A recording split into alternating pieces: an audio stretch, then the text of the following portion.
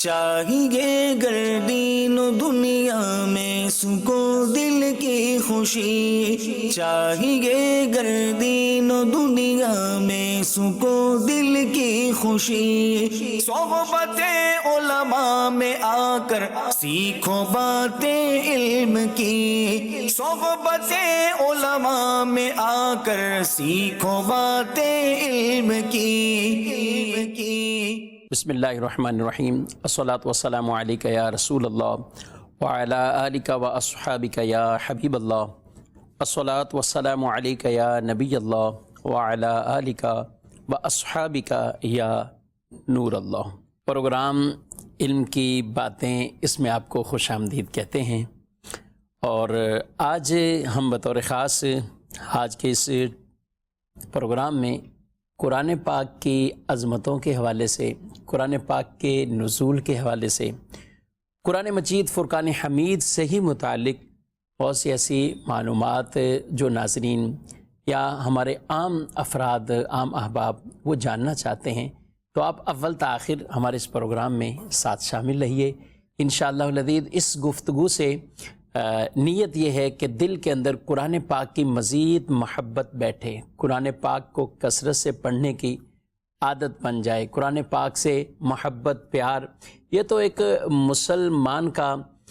ایمانیات میں سے ہے، اس کے مسلمان کے اعتقاد کے اندر یہ چیزیں شامل ہی ہونی چاہیے۔ کاش کے شب و روز یا بالخصوص ہر روز ہم قرآن پاک کا کچھ نہ کچھ حصہ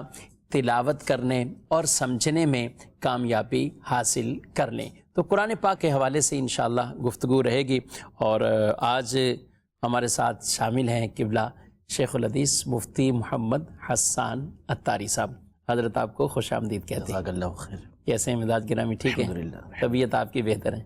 اللہ کریم آپ کو صحت سلامتی عطا فرمائے، اور مفتی جمیل صاحب بھی قبلہ آپ کو بھی خوش آمدید کہتے ہیں، اللہ آپ کو بھی بہت جزائے خیر عطا فرمائے۔ حسان صاحب، یہاں گفتگو سے ابتداً ہی میں نے یہ کچھ عرض تو کیا ہے، یہیں سے ہی چاہ رہا ہوں کہ گفتگو ہماری آگے بڑھے کہ قرآن پاک کی نزول کی جو کیفیات تھی نبی کریم صلی اللہ علیہ وآلہ وسلم پر جب قرآن نازل ہوا، پہلے تو یہ آغاز جو ہوا ہے اور کس طریقے سے پھر کیا کیفیات ہوتی تھیں، اس حوالے سے کچھ آپ ارشاد فرمائیں۔ بسم اللہ الرحمن الرحیم۔ امام بخاری رحمۃ اللہ تعالی علیہ نے اپنی جو صحیح بخاری ہے اس کی ابتدا ہی کتاب بدء الوحی سے کی ہے، یعنی وحی کی ابتدا کس طرح ہوئی، ٹھیک ہے، اور اس میں بہت تقریباً 7 سے 8 احادیث طیبہ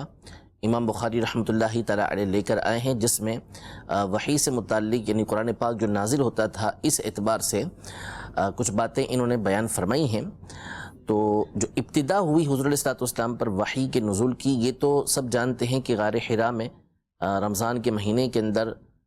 آیات نازل ہوئی، اقرا بسم ربک الذی خلق سے لے کر 5 آیت تک، ٹھیک ہے۔ لیکن حضرت سیدہ عائشہ رضی اللہ تعالی عنہا کی جو حدیث مبارکہ ہے، بخاری شریف کی تیسری حدیث پاک ہے، تو اس میں یہ ہے کہ جو وحی کی ابتدا ہوئی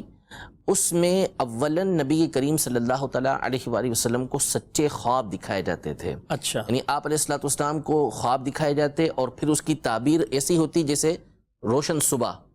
صحیح، یعنی بالکل واضح خواب ہوا کرتے تھے اور ان کی تعبیر بالکل واضح ہوا کرتی تھی۔ یہ ابتدا ہوئی کیونکہ وحی جب نبی کریم صلی اللہ تعالیٰ علیہ وسلم پر جو نازل ہوئی پہلی وحی، تو ابھی میں اس کی کیفیت بیان کرتا ہوں کہ کیا تھی۔ اس کے لیے حضور علیہ الصلوۃ والسلام کے لیے ایک تمہید کی یہ صورت تھی، ایک تیاری کروائی جاتی تھی اللہ تبارک و تعالیٰ کی طرف سے کہ آپ علیہ الصلوۃ والسلام پر جب وحی نازل ہو تو اس کا جو بوجھ ہے وہ نبی کریم صلی اللہ تعالیٰ علیہ وآلہ وسلم یہ اٹھائیں۔ تو ابتدا میں آپ کو تقریباً 6 ماہ تک، یعنی ربیع الاول سے اس کی ابتدا ہوئی، ٹھیک ہے، اور 6 ماہ تک آپ کو سچے خواب دکھائے جاتے رہے۔ پھر اس کے بعد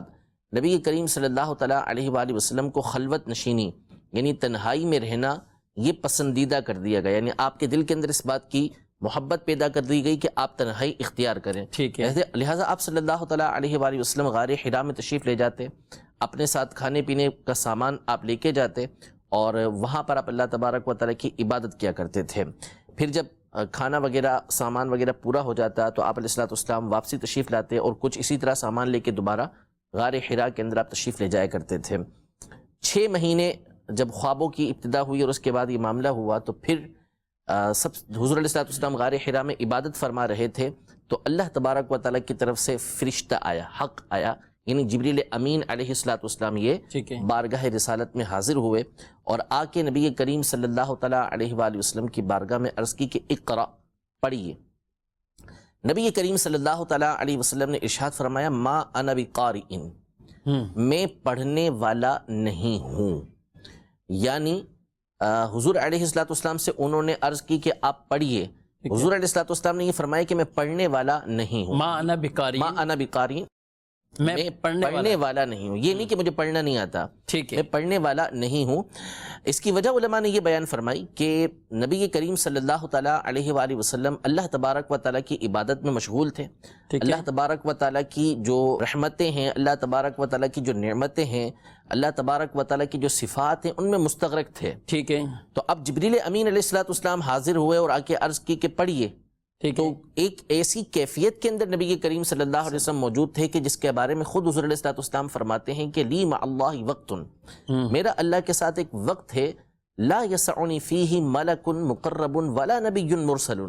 کہ اس وقت جب میں اللہ تبارک و تعالیٰ کی بارگاہ میں حاضر ہوتا ہوں تو نہ کوئی نبی مرسل ہوتا ہے اور نہ ہی کوئی فرشتہ جو مقرب ہو وہ ہوتا ہے، یعنی میری توجہ ساری کی ساری اللہ تبارک و تعالیٰ کی طرف ہوتی ہے۔ تو اب وہ توجہ پوری اللہ تبارک و تعالیٰ کی طرف تھی۔ جبریل امین نے آ کے جب عرض کی کہ پڑھیے تو نبی کریم صلی اللہ علیہ وسلم نے فرمایا کہ ما انا بقارئ، میں جہاں مستغرق ہوں تو مجھے پڑھنے کی کوئی ضرورت نہیں ہے، میں پڑھنے والا نہیں ہوں۔ تو بخاری شریف کے اندر ہے کہ جبریل امین نے 3 مرتبہ حضور علیہ السلام کو زور سے دبایا، ایک دفعہ دبایا اور پوری قوت لگائی، جبریل امین نے جتنی ان کے اندر طاقت تھی پوری طاقت لگا لی، پھر اس کے بعد کہا اقرا، پڑھیے۔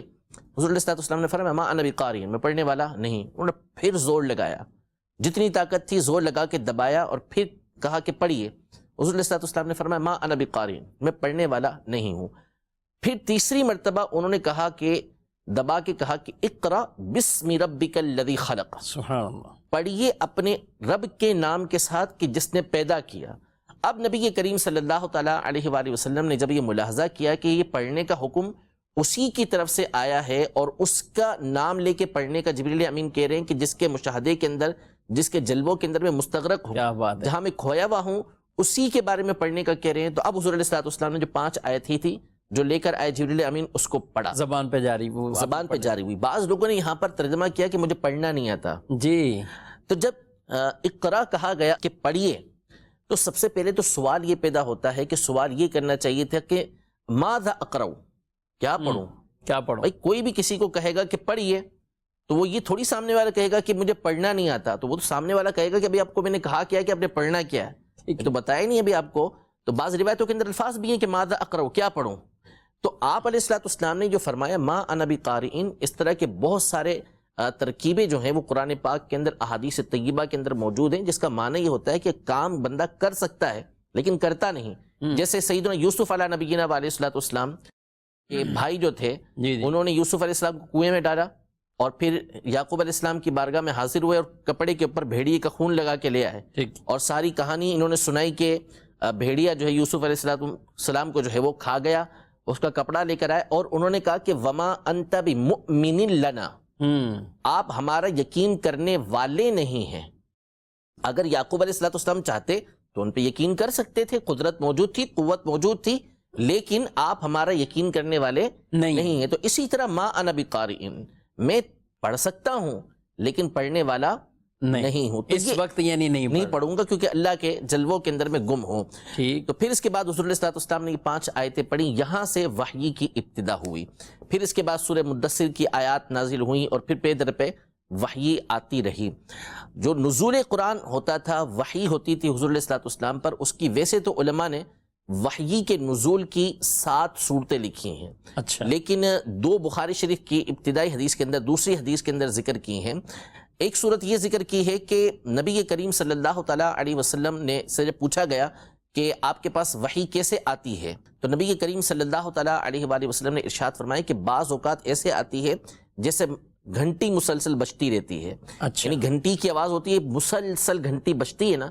تو اسی طرح یہ وحی مسلسل آتی رہتی ہے، اور جب یہ کیفیت دور ہوتی ہے تو میں اس وحی کو یاد کر چکا ہوتا ہوں، سبحان اللہ. یعنی مجھے وہ یاد ہو چکی ہوتی ہے، فقط وعیت، یاد ہو چکی ہوتی ہے وہ.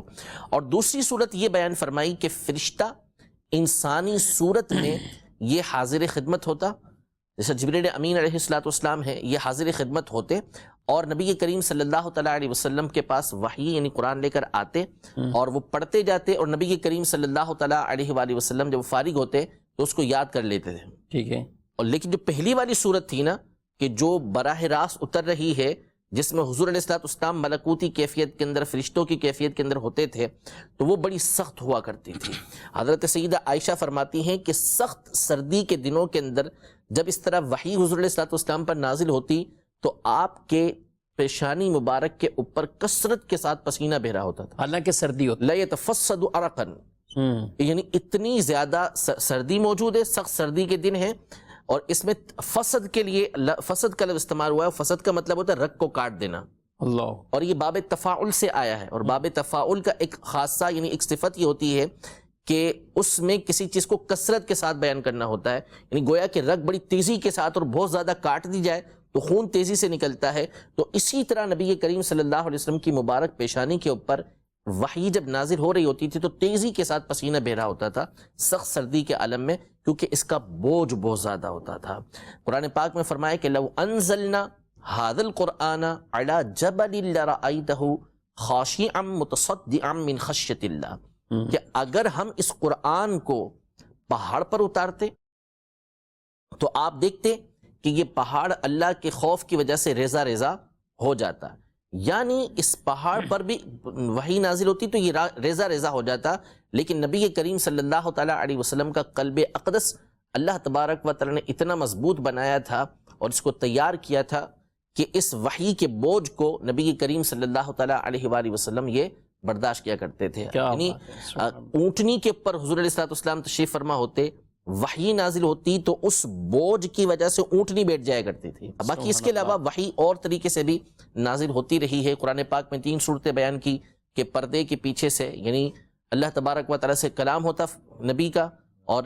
ان سے اللہ تبارک و تعالیٰ گفتگو فرماتا. اس طرح وحی آتی ہے،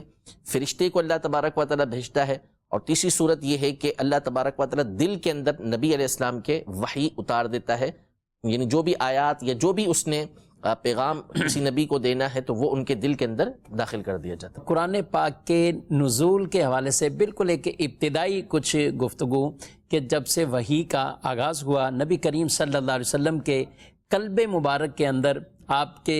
خلوت اور تنہائی کی محبت کو ڈال دیا گیا، اور آپ صلی اللہ علیہ وسلم پھر وہ غار حرا پر تشریف لے کر گئے، اور وہیں سے وحی کا آغاز ہوا، ابتدا ہوئی. جمیل صاحب، نبی پاک علیہ السلام شروع میں ابتدا میں غار حرا آپ تشریف لے کر گئے. غار حرا کی ظاہر ایک اتنی بڑی جو ہے وہ لمبائی ہے اور بہت بڑا پہاڑ ہے. آپ گئے غار حرا پہ؟ وہ غار ثور کی اچھا، لیکن وہ پورا جبل نور جو ہے، جبل اس کو جو ہے وہ، تو یہ اس کے اوپر جو ہے وہ آدمی، آپ حسان صاحب کو یہ کس سال میں؟ میں 2 دفعہ گیا ہوں. اچھا ماشاء اللہ. غار حرا میں 2 دفعہ جانے کی مجھے سعادت حاصل ہوئی الحمدللہ. کیا بات ہے، سبحان اللہ. غار ثور 1 دفعہ گیا ہوں، ایک دفعہ وہاں بھی ہیں. ماشاء اللہ، کیا بات ہے. یہ اللہ کریم یہ سعادتیں عطا فرمائے اور بار بار. اور واقعی غار حرا کا ایک بڑا ہی سوز والا وہ مقام اور وہ غار ہے. اور عشق بھی لوگوں کا، حسان صاحب آپ بھی گئے ہیں تو دیکھا ہوگا شاید، بعض بوڑھے بھی، بڑی عمر والے بھی، یعنی اس محبت میں کہ نبی پاک صلی اللہ علیہ وسلم اس غار میں آتے تھے اور یہاں سے وحی کا آغاز ہوا. آپ نے دیکھا، مشاہدہ کیا بعض ایسے ضعیفوں کو کہ وہ جا رہے ہوں، یعنی ان کو دیکھ کر اپنا حوصلہ بلند ہو جاتا ہے کہ یہ دیکھیں کہ بالکل لاٹھیوں کے سہارے پہ یہ جا رہے ہیں اور ہم جوان ہو کر نہ جائیں. وہاں پر یہ ہے کہ اصل ایک تو جو عادی ہوتے ہیں، پہاڑی لوگ ہوتے ہیں، جی ان کے لیے تو ویسے ہی آسان ہے یہ چیزیں. ہم جیسے لوگ جو ہوتے ہیں ان کے لیے بعض اوقات یہ مشکل ہو جاتا ہے. دوسرا، غار حرا میں جو ابتدائی حصہ ہے وہ ہے چڑھائی کا. تو اگر گاڑی والے نے آپ کو وہ چڑھائی پوری اوپر چڑھا دی نا تو سمجھے آپ کا آدھا سفر اس نے طے کر دیا. اگرچہ کہ وہ فاصلہ تھوڑا ہے لیکن وہ چڑھائی ایسی سیدھی ہے کہ اکثر لوگ جو ہے نا وہ پہاڑ پہ چڑھنے سے پہلے ہی اس چڑھائی پہ تھک جاتے ہیں، وہیں دعا کر کے واپس آ جاتے ہیں۔ اگر تو آپ کو گاڑی والے نے اوپر چڑھا دیا نا تو سمجھے کہ آپ کی آدھی اس نے مشکل کو حل کر دیا۔ بہرحال مدنی چینل کے ناظرین یہ بھی نیت کیجئے مدینہ پاک مکہ مکرمہ میں بھی حاضر ہوں تو غار ہرا اور ذہن نصیب یا غار ثور کا بھی جو ہے وہ یہ سفر کی جو ہے وہ ساتھ ملے۔ جمیل صاحب وحی کے کیفیات کچھ بیان ہوئی ہیں، یہ قرآن پاک کا یہ جو نزول کا ایک عرصہ تھا اور یہ کتنا عرصہ تھا؟ یہ دو تین چیزیں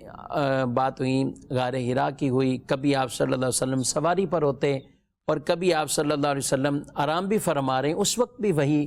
کا نزول ہوتا، تو ٹوٹل یہ کتنا عرصہ تھا نزول قرآن کے حوالے سے؟ بسم اللہ الرحمن الرحیم۔ نبی پاک صلی اللہ تعالیٰ علیہ وسلم کی عمر مبارک جب 40 سال مکمل ہوئی تو اس وقت غار حرا میں سب سے پہلی وحی نازل ہوئی جو سورہ علق کی 5 آیاتیں ہیں۔ تو ان آیات کے بعد پھر یہ تسلسل کے ساتھ قرآن پاک کا نزول ہوتا رہا۔ نبی پاک صلی اللہ تعالیٰ علیہ وسلم کی مکہ مکرمہ میں اعلان نبوت کے بعد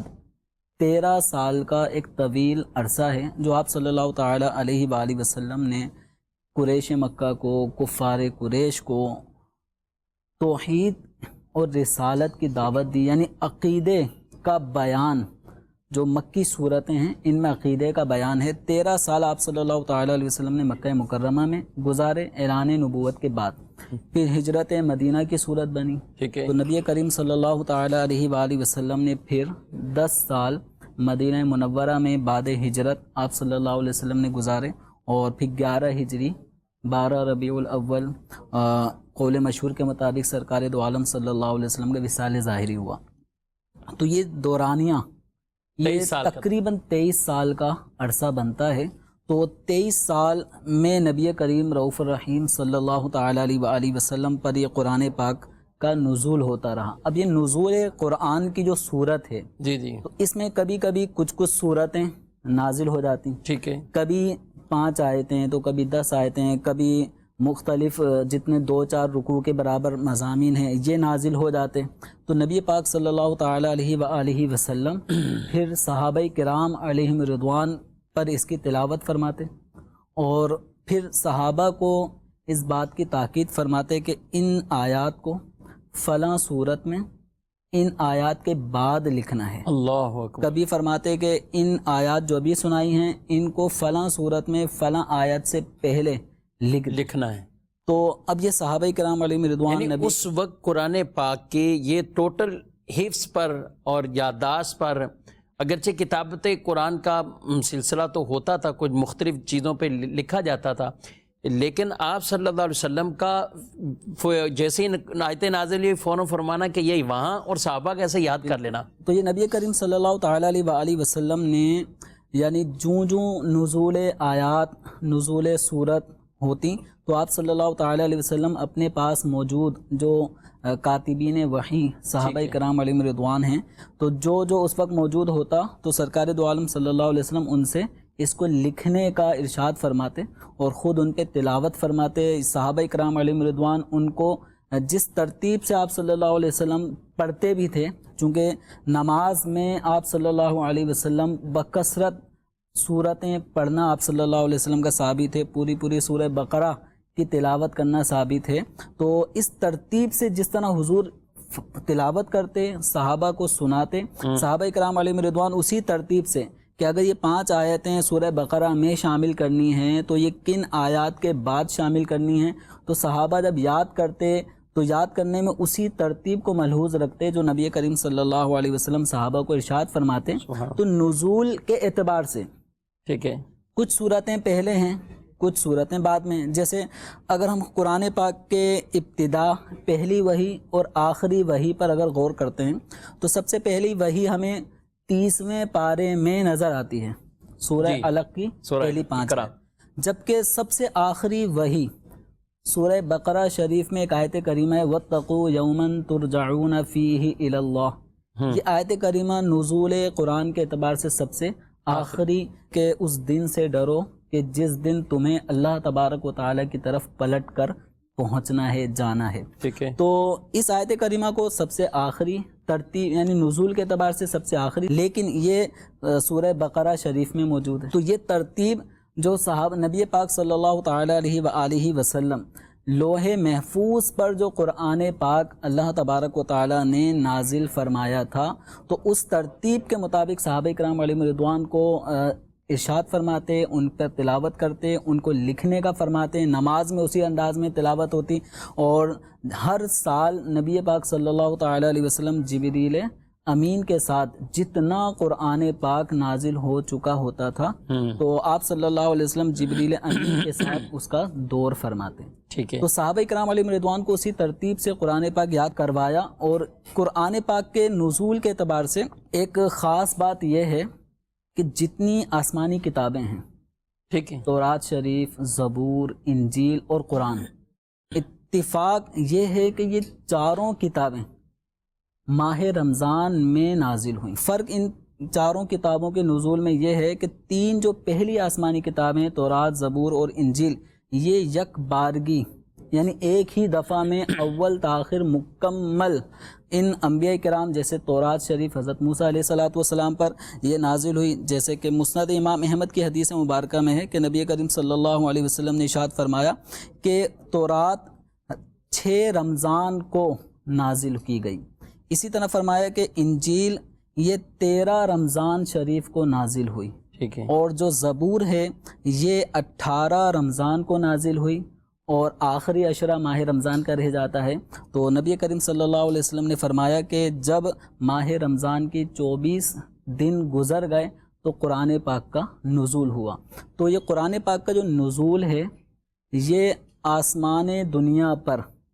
یہ جس کو قرآن پاک میں فرمائے گا نا شہر رمضان الذی انزل فیہ القرآن، اسی طرح قرآن پاک میں فرمائے گا انا انزلناہ فی لیلۃ القدر، کہ ہم نے اس قرآن کو لیلۃ القدر میں نازل کیا، ہم نے قرآن کو ماہ رمضان میں نازل فرمایا۔ تو یہ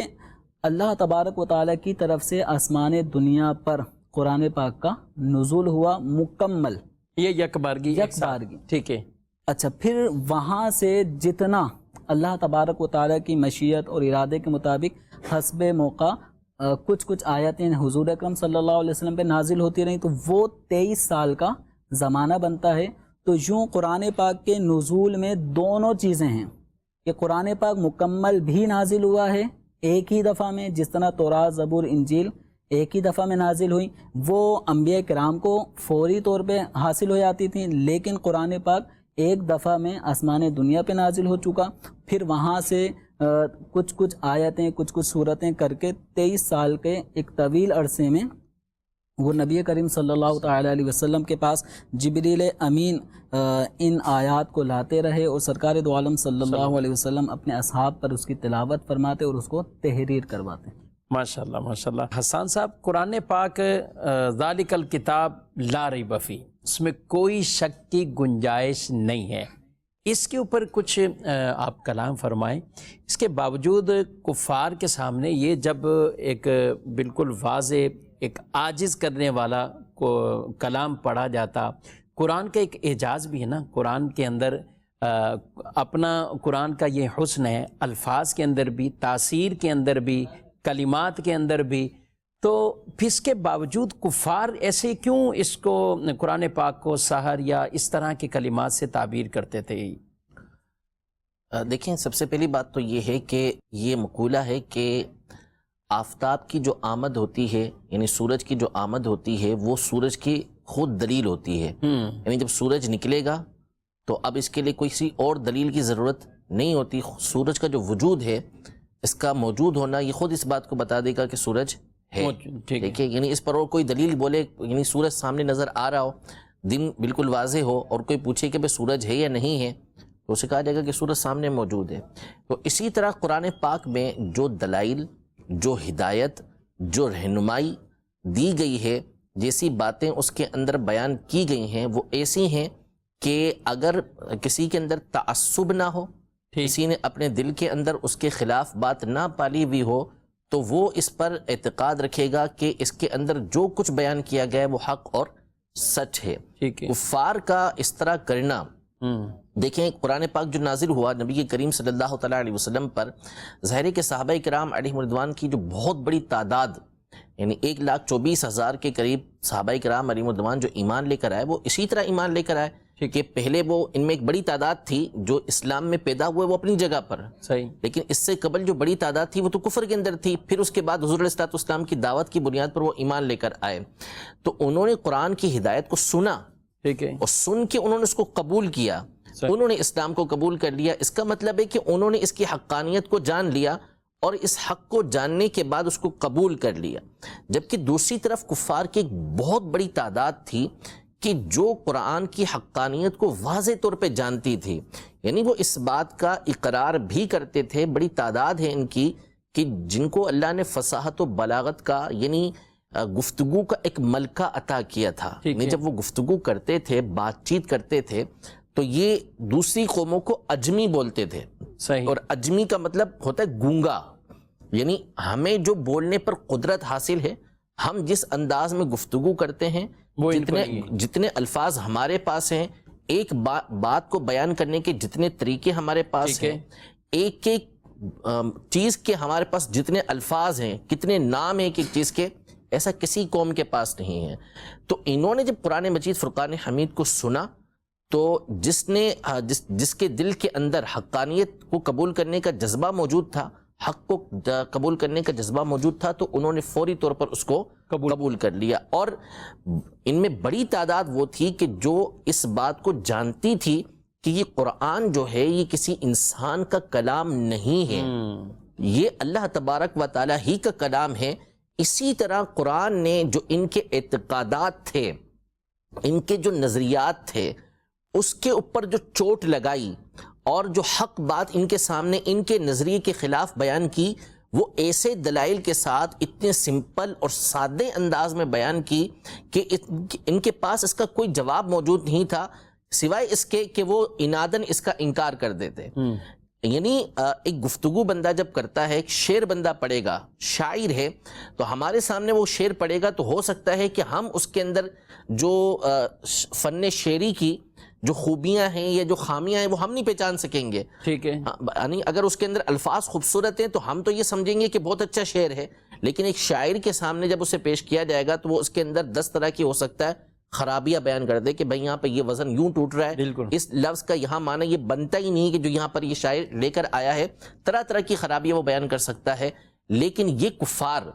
باوجود قرآن مجید فرقان حمید کو کبھی یہ کہیں کہ یہ شعر ہے، کبھی یہ کہیں کہ حضور علیہ السلام کا اپنا بنایا ہوا ہے، لیکن قرآن نے ایک نہیں کئی مقامات پر ان کو چیلنج کیا کہ تم چاہو تو اپنے تمام کے تمام مددگاروں کو بلا لو، اور اس قرآن کی مثل ایک صورت لے آؤ، فَأْتُوا بِصُورَةٍ مِّن مِّثْلِهِ، ایک صورت لے آؤ اگر تم اس طرح کی اس کے اندر شک کرتے ہو، وَإِن كُنتُمْ فِي شَكٍّ مِّمَّا أَنزَلْنَا، کہ اس کو ہم نے جو اپنے خاص بندے کے اوپر نازل کیا ہے، اگر تم اس کے اندر شک کرتے ہو تو وَادْعُوا شُهَدَاءَكُم مِّن دُونِ اللَّهِ إِن كُنتُمْ صَادِقِينَ، کہ تم بلا لو اپنے تمام کے تمام مددگاروں کو، گواہوں کو، اگر تم سچے ہو۔ فَإِن لَّمْ تَفْعَلُوا، اگر تم یہ نہ کر سکو کہ اس قرآن کی مثل کی صورت لا سکو، وَلَن تَفْعَلُوا، ہرگز نہیں کر سکتے، اور تم کر بھی نہیں سکو گے۔ قُلْ لَئِنِ اجْتَمَعَتِ الْإِنسُ وَالْجِنُّ،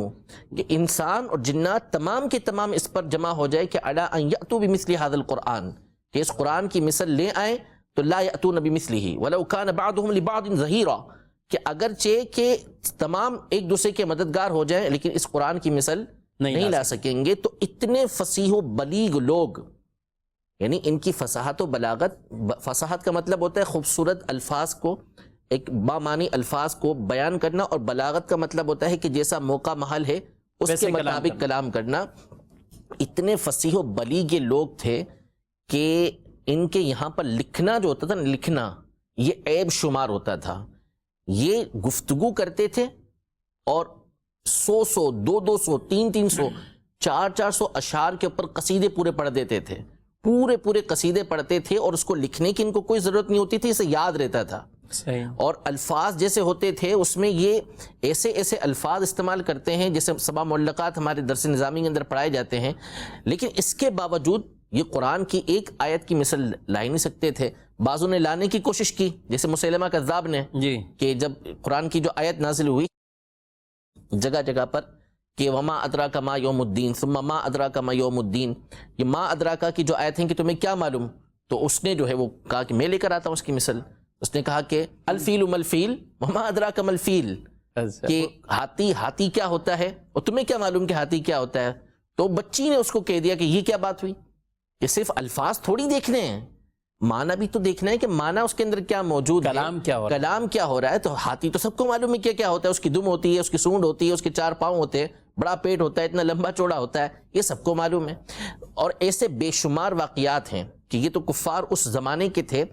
بعد کے زمانے کے اندر بعض کفار نے کوشش کی کہ قرآن مجید فرقان حمید کی مثل کوئی آیت لا سکیں. اس کے لیے انہوں نے قرآن کا مطالعہ کرنا شروع کیا، تو قرآن کے مطالعے کے بعد اس پر ایمان لے کر آ گئے، قائل ہو گئے کہ اس کی مثل جو ہے وہ کوئی بنا نہیں سکتا، یہ رب کا ہی کلام ہے، یہ بندے کا کلام نہیں ہے. تو یہ جو فرمایا ذالک الکتاب لا ریب فیہ، اس کا مطلب ہے کہ جو حق کو قبول کرنے والا ہے، حق کی راہ پر چلنے والا ہے، وہ چاہتا ہے کہ حق کو جانے، اس کے لیے تو یہ ایسا ہے. ورنہ جو حق کا انکار کرنے والا ہے تو وہ تو سورج موجود ہوگا تو اس کا بھی انکار کر سکتا ہے. وہ یہ کہے گا کہ 2 2 5 ہوتے ہیں، 2 2 4 ہوتے ہی نہیں ہیں. آپ اس کو لاکھ سمجھا لیں تو وہ یہ کہے گا کہ میں مانتا ہی نہیں اس بات کو. تو اس طرح ان کا معاملہ ہو چکا تھا. ورنہ یہ خود جانتے تھے، خود ابو جہل نے اس سے جب پوچھا گیا کہ کیا تم یہ سمجھتے ہو کہ محمد صلی اللہ علیہ وسلم نعوذ باللہ یہ جھوٹ بولتے ہیں، تو اس نے کہا کہ میں نہیں سمجھتا، میں حق مانتا ہوں کہ جو لے کر آئے وہ حق ہے. تو پھر کہا تم ایمان کیوں لے کر نہیں آتے؟ تو اس نے کہا کہ ایمان اس لیے لے کر نہیں آتا کہ پہلے ہی سارے کے سارے جو مناصب ہیں، بڑے بڑے منصب ہیں، وہ بنی ہاشم کے اندر ہیں، اور اب یہ نبوت کا منصب بھی ان کے پاس چلا جائے گا، تو میں اس لیے ان کے اوپر ایمان لے کر نہیں آتا. ورنہ جو نازل ہوا تھا اس کو یہ تسلیم کرتے تھے کہ یہ حق ہے، یہ اللہ تبارک و تعالیٰ کی طرف سے نازل ہو رہا ہے. اور جو ان کے عقیدوں کے اوپر قدغن لگائی گئی، جو ان کا رد کیا گیا، اس کا ان کے پاس کسی طرح کا کوئی جواب موجود نہیں تھا. بس عناد کے طور پر، تعصب کے طور پر، حسد کی وجہ سے یہ قرآن کا انکار کرتے تھے. ورنہ جو حق کی نظر کے ساتھ قرآن کو دیکھے گا وہ اس پر ایمان، تو وہ یہی کہے گا ذالک الکتاب لا ریب فیہ، یہ وہ ذیشان قریش کتاب کی طرف سے نئے آنے والے لوگوں کو بھی تنبیہ ہوتی تھی جی کہ ان کا کلام نہیں سننا نہیں، کلام نہیں سننا، جا کلام نہیں سننا، ورنہ پھر تم اپنا مذہب بدل لو گے، اپنا دین چینج کر لو گے. وجہ وہی تھی جو مفتی احسان صاحب نے ماشاءاللہ فرمایا کہ قرآن چونکہ حق ہے، اگر اس کو عناد کے چشمے سے، تعصب کی اینک ہٹا کر اگر اس کو پڑھا جائے گا تو واقعتاً قرآن پاک کا نور دل کے کو روشن کر دیتا ہے. کفر کی جگہ ایمان آ جاتا ہے، ظلمت، اندھیرے ختم ہو جاتے ہیں، سینہ روشن، ذہن منور ہو جاتا ہے. اور آدمی وہی کہتا ہے ذالک الکتاب لا ریب فیہ، کہ یہ وہ عظیم الشان کتاب ہے کہ اس کے اندر جو کچھ بیان کیا گیا ہے اس میں شک کی کوئی گنجائش نہیں ہے. ہاں جو شک کر رہا ہے یہ اس کا اپنا قصور ہے کہ وہ شک میں مبتلا ہے، ورنہ قرآن پاک بالکل حقانیت پر مشتمل ایک کتاب ہے. اور اس کے جتنے بھی مضامین ہیں قرآن کے اندر جو کچھ بیان کیا ہوا وہ بھی سب حق اور سچ ہی ہے اور ان کے سامنے ہوا. اور قرآن کی کئی آیات مبارکہ جب وہ نازل ہوئیں، الف لام میم غلبت الروم، یعنی کئی ایسے جو بعد کے واقعات، اور جب وہ نازل ہوئے تو کئی کفار نے اس پہ شور مچایا کہ یہ دیکھیں بھی یہ کون سی بات ہے اور یہ ابھی سے یہ کیسے ہوا. لیکن پھر وہ وقت بھی آیا کہ سب نے یہ دیکھا. تو وہ خبریں جو بعد کی ہیں، کیا کہتے ہیں آپ اس میں؟ قرآن میں دونوں طرح کی خبریں ہیں. قرآن میں ماضی کی بھی خبریں ہیں، ابتدائی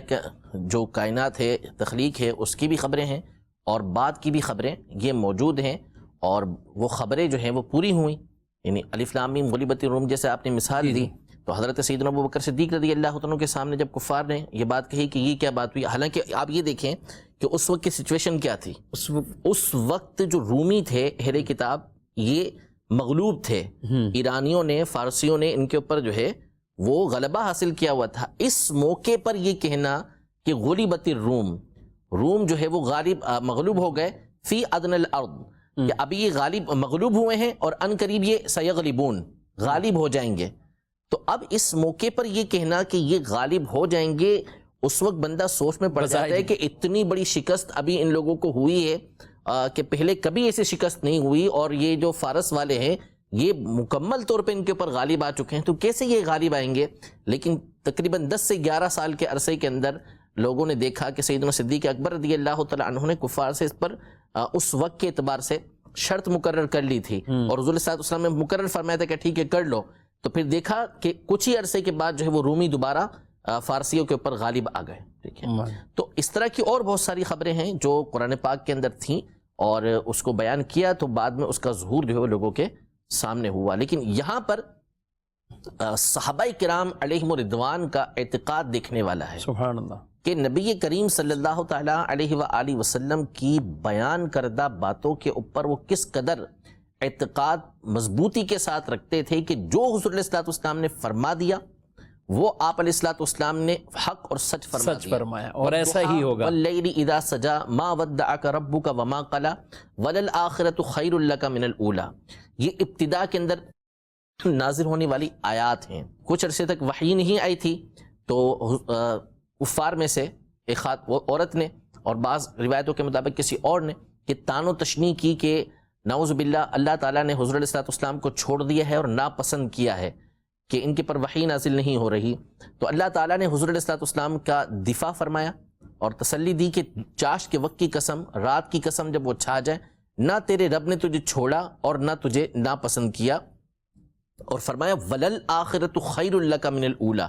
اگر اس وقت کے حالات کو دیکھیں تو کفار جو ہیں وہ مسلسل ظلم و ستم کر رہے تھے. بظاہر ایسا لگتا تھا کہ ان کی بڑی تعداد ہے اور یہ اسلام کو مٹا کر رکھ دیں گے، لیکن اللہ تعالیٰ نے اس بات کا اعلان فرمایا وَلَلْآخِرَةُ خَيْرٌ لَكَ مِنَ الْأُولَى. آپ کی آنے والی ہر گھڑی پچھلی گھڑی سے بہتر ہے. یعنی ہر لمحے آپ کے دین کو ترقی اور عروج حاصل ہوگا، آپ کے مرتبے بڑھتے چلے جائیں گے. ایسے حالات میں صحابہ کرام علیہم رضوان جو ہے وہ پورے طور پر اس پر اعتقاد رکھتے تھے کہ واقعی اللہ نے فرما دیا، حضور علیہ الصلوۃ والسلام نے ہمارے سامنے بیان کر دیا تو یقیناً ہمارے دین کو غلبہ حاصل ہوگا اور ایسا ہی ہوا. اور کتنی فتوحات کے بارے میں بالخصوص فتح مکہ ہے. اور اس کے بعد بھی آپ صلی اللہ علیہ وآلہ وسلم نے جس وقت وہ صلح حدیبیہ کا آسان سا معاملہ ہوا، بلکہ حضرت عمر رضی اللہ تعالیٰ عنہ آپ گئے بھی یا رسول اللہ صلی اللہ علیہ وسلم ہم حق پر نہیں ہیں، ہم کیا یہ نہیں ہیں، لیکن اس کے باوجود وہاں کا جو ایک منظر تھا اور وہ کیفیت تھی، اور پھر آپ صلی اللہ علیہ وسلم نے جو انہیں تسلی دی کہ ہمیں وہ جو فتح کی بشارت عطا فرما دی، تو کیسے یعنی صدیق اکبر رضی اللہ تعالیٰ عنہ کی کیفیت کیا تھی؟ صدیق اکبر رضی اللہ تعالیٰ عنہ یہ افضل الصحابہ ہیں اور حضور علیہ الصلوۃ والسلام کی جو تربیت ہے اس کے کامل مظہر ہیں. سبحان اللہ. آپ کی جو تربیت ہے وہ ظاہر و باطن کے اعتبار سے سب سے بڑھ کر فرمائی گئی ہے. اسی لیے حضور علیہ الصلوۃ والسلام کے فوری بعد آپ ہی خلیفہ مقرر ہوئے. تو ہوا یہ کہ جب قرآن کی آیت نازل ہوئی کہ لَتَدْخُلُنَّ الْمَسْجِدَ الْحَرَامَ إِن شَاءَ اللَّهُ آمِنِينَ لَقَدْ صَدَقَ اللَّهُ الرُّؤْيَا، اللہ نے خواب سچا کر دیا اور یہ فرمایا کہ تم لوگ جو ہے وہ مسجد حرام میں امن کے ساتھ داخل ہو گئے. تو سیدنا عمر رضی اللہ تعالیٰ عنہ صلح حدیبیہ کا موقع تھا، کفار نے جانے سے روک دیا مکہ مکرمہ کے اندر. تو حضور علیہ الصلوۃ والسلام نے ان کی جو شرائط تھی وہ قبول کر لیں کہ ٹھیک ہے کہ ہم اس سال نہیں آتے، اگلے سال ہم لوگ آئیں گے، تلواریں رکھ کر آئیں گے، اس طریقے سے آئیں گے، یہ سارے معاملات ہوں گے. سیدنا عمر رضی اللہ تعالیٰ عنہ جیسی ہستی کہ جن کی زبان سے کلمات نکلے، تجاویز نکلے، رائے نکلے، اللہ تعالیٰ وحی کے ذریعے اس کی تائید فرماتا ہے. وہ نبی کریم صلی اللہ علیہ وسلم کی بارگاہ میں حاضر ہوتے ہیں اور عرض کرتے ہیں کہ کیا ہم حق پر نہیں؟ حضور علیہ الصلوۃ والسلام نے فرمایا بالکل حق پر ہیں. تو آپ نے فرمایا نہیں تھا کہ ہم مسجد حرام میں داخل ہوں گے؟ حضور علیہ الصلوۃ والسلام نے فرمایا میں نے یہ کہا تھا کہ اس سال داخل ہوں گے. تو انہوں نے کہا نہیں اس سال کا نہیں فرمایا تھا. بولے ہم داخل ہوں گے، میں نے اس سال کا نہیں فرمایا تھا. یہ سوالات کیے اور پھر حضور علیہ الصلوۃ والسلام نے ان کو بھیج دیے، چلے گئے. یہ صدیق اکبر کے پاس پہنچے اور صدیق اکبر رضی اللہ عنہ کے پاس آ کے بھی انہوں نے یہ کہا کہ ہم حق پر نہیں ہیں. کہا ہم حق پر ہیں. تو پھر ہم کفار کی یہ شرائط کیوں قبول کر رہے ہیں؟ تو فرمایا حضور علیہ الصلوۃ والسلام بہتر جاننے والے ہیں. پھر انہوں نے یہی عرض کی کہ کیا ہمیں حضور علیہ الصلوۃ والسلام نے یہ نہیں فرمایا تھا کہ ہم مسجد حرام کے اندر امن کے ساتھ داخل ہوں گے؟ تو صدیق اکبر نے فرمایا کیا حضور نے یہ فرمایا تھا کہ اس سال داخل ہوں گے؟ وہی جواب دیا، حالانکہ دوسری جگہ پہ جا کے سوال کیا. تو وجہ کیا کہ صدیق اکبر رضی اللہ تعالیٰ عنہ کے دل کی تربیت حضور علیہ الصلوۃ والسلام نے کامل طور پر یہ فرمائی تھی. آپ کو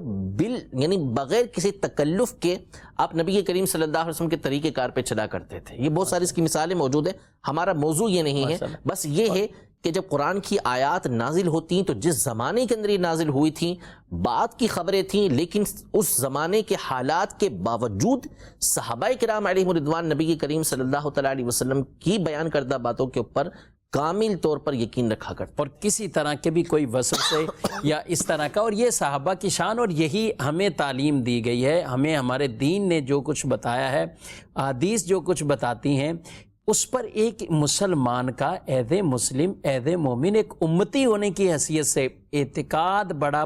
پختہ ہونا چاہیے، اس میں کسی طرح کے کوئی وساوس نہیں آنے چاہیے۔ کئی چیزیں ہوتی ہیں، بس اوقات سامنے آ جاتی ہیں، کوئی سوال سامنے آ جاتا ہے، کبھی نبی کریم علیہ السلام کے علم غیب سے متعلق، کبھی آپ صلی اللہ علیہ وآلہ وسلم کی ذات اقدس سے، کچھ اور جو عقائد اہل سنت میں سے چیزیں ہیں ان کے متعلق کوئی چیز بھی سامنے آتی ہے، تو یہ بات ہمیں بالکل یقین کے ساتھ حفظ ہونی چاہیے اور نقش ہونی چاہیے دل و دماغ کے اندر کہ جو ہمارا عقیدہ ہے الحمدللہ سچا ہے، ستھرا ہے اور واضح ہے بالکل، اور ہمارے علماء نے، ہمارے ائمہ نے جو بیان کیا ہے وہ حق اور سچ بیان کیا ہے، لیکن اس میں کسی طرح کی بھی کوئی شک والی گنجائش وہ نہیں ہونی چاہیے۔ جمیل بھائی، قرآن پاک کی آیات کے حوالے سے کچھ میں پوچھنا چاہوں گا۔ مختلف اقوال تو یہ بیان کیے گئے قرآن کی اندر کوئی آیات مبارکہ، کل کتنی قرآن پاک کی آیات ہیں، اور مختلف انداز میں، کبھی پوری صورت، کبھی صورت کا کوئی مخصوص حصہ وہ نزول ہوتا اس میں۔ حضرت جبریل امین کے حوالے سے شارح بخاری رحمۃ اللہ تعالیٰ علیہ نے ایک بات لکھی، اور قرآن کی آیات کو اگر ہم ساتھ رکھتے ہیں تو ایک بڑی ذوق والی چیز ہے۔ قرآن کی کل آیات مختلف جو تعداد بیان کی، ایک قول اور ایک مضبوط قوی قول 6666 کا بھی ہے۔ جبریل امین کے بارے میں آپ جو ہے وہ یہ فرماتے ہیں شارح بخاری رحمۃ اللہ تعالیٰ علیہ کہ نبی کریم صلی اللہ علیہ وآلہ وسلم کی بارگاہ میں حضرت جبریل 24,000 مرتبہ آئے ہیں، اور قرآن کے نزول کا ایک حسن یہ بھی، نبی کریم علیہ السلام کی شان اس میں یہ دیکھیے کہ دیگر انبیاء پر جو کتابیں نازل ہوئیں، مخصوص وقت، مخصوص جگہ، مخصوص مقام، وہاں گئے، وہاں ان پر اللہ کا کلام جو ہے وہ نازل ہوا۔ نبی کریم علیہ السلام کی شان یہ ہے کہ آپ مکے میں ہیں تو قرآن مکے میں نازل ہوتا ہے، اور آپ مدینے شریف جاتے ہیں تو قرآن مدینے شریف نازل ہوتا ہے۔ آپ صلی اللہ علیہ وآلہ وسلم کہیں اگر آرام فرما ہوتے ہیں، یعنی کبھی اپنے گھر میں ہیں، حجرے میں آرام فرما رہے ہیں، تو قرآن پاک وہاں بھی نازل ہوتا ہے۔ کبھی مسجد میں ہیں تو مسجد میں، کبھی سفر میں ہیں تو سفر میں، کبھی عین جہاد کے موقع پر ہیں تو قرآن وہاں بھی نازل ہوتا ہے۔ یہ بھی نبی کریم علیہ الصلوۃ والسلام کی کیا شان ہے۔ جہاں جہاں حضور علیہ الصلوۃ والسلام گئے ہیں، اللہ نے وہیں اپنے محبوب پر قرآن پاک کو وہ نازل فرمایا ہے۔ شعر میں جبریل امین علیہ الصلوۃ والسلام کا بار بار آنا بارگاہ رسالت میں، تو ضروری نہیں ہے کہ جبریل امین علیہ الصلوۃ والسلام وہ ہر بار کوئی وحی ہی لے کر، یعنی قرآن کی آیت ہی لے کر حضور صلی اللہ علیہ وسلم کی بارگاہ میں حاضر ہو، تو ضروری نہیں ہے۔ تو یہ جو ان کی کثرت کے ساتھ بارگاہ رسالت صلی اللہ علیہ وسلم کی حاضری ہے، اس کو ایک شعر میں یوں ڈھالا گیا ہے: بے لقائے یار ان کو چین آ جاتا اگر، اللہ بار بار آتے نہ یوں جبریل سدرہ چھوڑ کر۔ شارح بخاری امام سے علامہ شریف الغمدی صاحب رحمۃ اللہ تعالی علیہ نے اس کو بیان کیا ہے، اور یہ مختلف کتابوں کے اندر موجود ہے۔ امام قسطلانی رحمۃ اللہ تعالی علیہ نے بھی اس کو بیان کیا، امام زرقانی نے بیان کیا اس کو، اور جو ہے وہ اللباب فی تفسیری فی علوم الکتاب کے اندر بھی یہ موجود ہے۔ تو اس میں یہ ہے کہ اصل میں خوبصورت بات یہ ہے کہ جبریل امین علیہ الصلوۃ والسلام جو ہے وہ 40 سال سے پہلے نبی کریم صلی اللہ علیہ وسلم کی بارگاہ میں چند ایک مرتبہ ہی آئے، یعنی بچپن میں جب حضور علیہ الصلوۃ والسلام کا سینہ مبارک چاک کیا تو اس وقت حاضر ہوئے۔ اصل جو آنا شروع ہوئے وہ 40 سال کے بعد آنا شروع ہوئے، ٹھیک ہے، اور 40 سال کے بعد نبی کریم صلی اللہ علیہ وسلم کی زندگی کا جو عرصہ بنتا ہے وہ 23 سال بنتا ہے، 23 سال دنیا میں تشریف فرما رہے، اور حاضری ہوئی 24,000 مرتبہ۔ یعنی اس کا مطلب کیا ہوا کہ ہر سال نبی کریم صلی اللہ علیہ وسلم کی بارگاہ میں آپ جو ہے وہ 1000 مرتبہ حاضر ہوئے۔ اور ہوا یہ کہ درمیان میں کافی عرصہ ایسا بھی گزرا کہ حضور علیہ الصلوۃ والسلام کی بارگاہ میں حاضر نہیں ہو پائے، ٹھیک ہے۔ تو حضور علیہ الصلوۃ والسلام کے پاس جب یہ آئے تو قرآن کی جو آیت ہے 16ویں پارے کے اندر کہ وَمَا نَتَنَزَّلُ إِلَّا بِأَمْرِ رَبِّكَ، کہ ہم جو آتے ہیں وہ آپ کے رب کے حکم سے ہی آتے ہیں، اس کے بغیر ہم نہیں آتے۔ تو حضور علیہ الصلوۃ والسلام نے جب ان سے ارشاد فرمایا کہ جبریل اتنے عرصے کے بعد ہے، ہم تم سے ملاقات کا شوق رکھتے ہیں، کیا بات۔ تو جبریل امین نے عرض کی کہ جتنا آپ ہم سے ملاقات کا شوق رکھتے ہیں اس سے زیادہ ہم آپ سے ملاقات کا شوق رکھتے ہیں، لیکن ہم جو حاضر ہوتے ہیں وہ آپ کے رب کے حکم سے ہی آتے ہیں۔ 24,000 مرتبہ، چلے ہم کہتے ہیں کہ 24 سال میں 23 سال کے اندر 24,000 مرتبہ لیں تو اس کا مطلب کیا ہوا؟ ہر سال 1,000 مرتبہ۔ سال میں اسلامی لحاظ سے 355 دن ہوتے ہیں، اس کا مطلب کیا ہوا کہ دن میں تقریباً 3 مرتبہ سدرہ کا مقام جو جہاں پہ مخلوق کی انتہا ہے، سدرۃ منتہا ہو جاتا ہے وہاں پر، وہاں سے بارگاہ رسالت میں دن میں گویا کہ 3 مرتبہ جبریل امین علیہ السلام یہ حاضر ہوا کرتے، یعنی جبریل امین علیہ السلام کی بھی طاقت، اور یہ کہ اللہ تعالیٰ نے کتنی طاقت دی ہے کہ سدرہ سے وہ آتے ہیں، اور یہاں پیارے حبیب صلی اللہ تعالیٰ علیہ وسلم کی بھی شان ہے۔ مدنی چینل کے ناظرین، آپ کی کچھ کالز بھی ہیں اور کافی دیر سے ہم جو ہے وہ کالز کی طرف نہیں آئے، لیکن آپ کے سوالات ضرور شامل کریں گے، بلکہ بلا تاخیر بڑھتے ہیں کالز کی طرف، دیکھتے ہیں ناظرین کیا پوچھنا چاہتے ہیں۔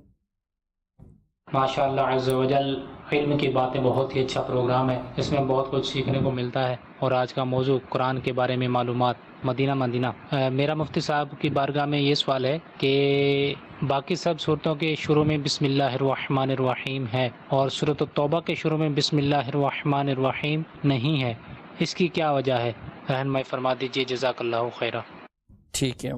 سورہ توبہ سے پہلے جو ہے وہ آغاز میں شروع میں بسم اللہ یہ نہیں ہے، حکمت اس کے پیچھے؟ میں پہلی بات تو یہ ہے کہ بسم اللہ الرحمن الرحیم جو ہے وہ اللہ تبارک و تعالیٰ کی طرف سے نازل ہوئی، اور اس کا مقصد ہے 2 صورتوں کے درمیان فصل کرنا، یعنی فاصلہ کرنا۔ ٹھیک ہے، یہ بیان کر دینا کہ یہاں پہ صورت ختم ہو رہی ہے، دوسری صورت یہاں سے شروع ہو رہی ہے۔ تو اللہ تبارک و تعالیٰ نے اس صورت کی ابتدا میں بسم اللہ الرحمن الرحیم نازل ہی نہیں فرمائی۔ تو اصل وجہ تو یہ ہے کہ اللہ تعالیٰ نے نازل نہیں فرمائی، اس لیے جو ہے وہ بسم اللہ الرحمن الرحیم اس کے شروع کے اندر موجود نہیں ہے۔ باقی علماء نے پھر اس کی حکمتیں بیان کی، وجہ یہ بیان کی ہے کہ جو سورہ انفال اس سے پہلے ہے، اور اس کے بعد جو سورہ انفال اور سورہ برات یعنی سورہ توبہ، یہ دونوں ساتھ ہیں، تو دونوں کا مضمون یکساں ہے، ایک سا ہی مضمون ہے، اس لیے درمیان کے اندر بسم اللہ الرحمن الرحیم کو نازل نہیں کیا۔ اور بعض علماء نے یہ بیان کیا کہ چونکہ اس میں مشرکین سے براءت کا تذکرہ ہے، یعنی ان کے اوپر فوری طور پر براءت من اللہ و رسولہ، اللہ اور اس کے رسول کی طرف سے مشرکین سے براءت ہے، اس کا بیان ہو رہا ہے، جو ایک طرح سے ایک عذاب کا بیان ہے، ایک سختی کا بیان ہے، اور بسم اللہ الرحمن الرحیم کے اندر اللہ کی رحمت کا بیان ہے، اس لیے ابتدا میں اس کو ذکر نہیں کیا کہ آگے سختی کو بیان کرنا تھا۔ یہ حکمتیں بیان کی، علماء نے حکمتیں بیان کی ہیں، ورنہ حقیقت یہ ہے کہ اللہ تبارک و تعالی نے اس مقام پر بسم اللہ الرحمن الرحیم کو نازل ہی نہیں کیا۔ البتہ شرعی مسئلہ یہ پیش نظر رہے کہ اگر کوئی شخص تلاوت کی ابتدا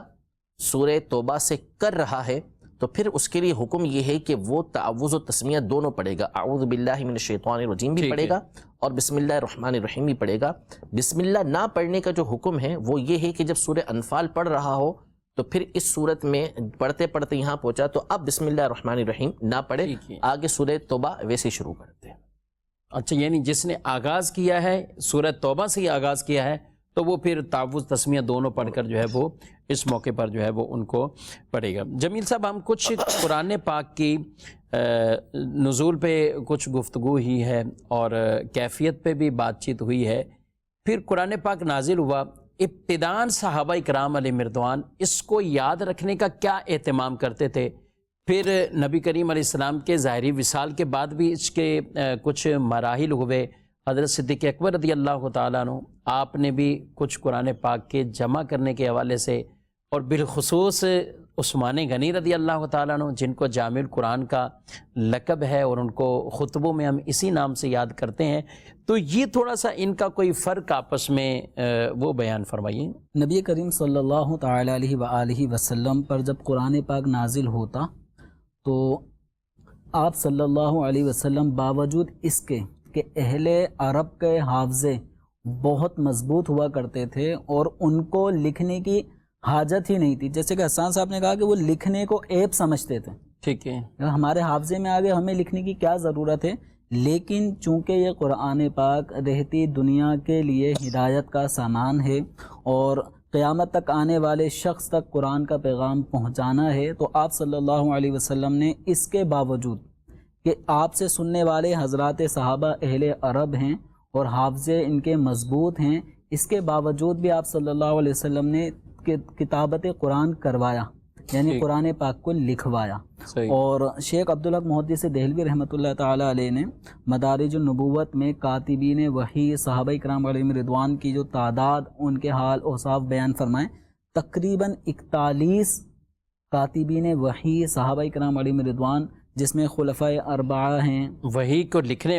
لکھنے والے صحابہ، حضرت امیر معاویہ زید بن ثابت رضی اللہ عنہ ایک کثیر ایک تعداد ہے کہ یہ حضرات صحابہ قرآن پاک حضور سے سن کر لکھا کرتے تھے۔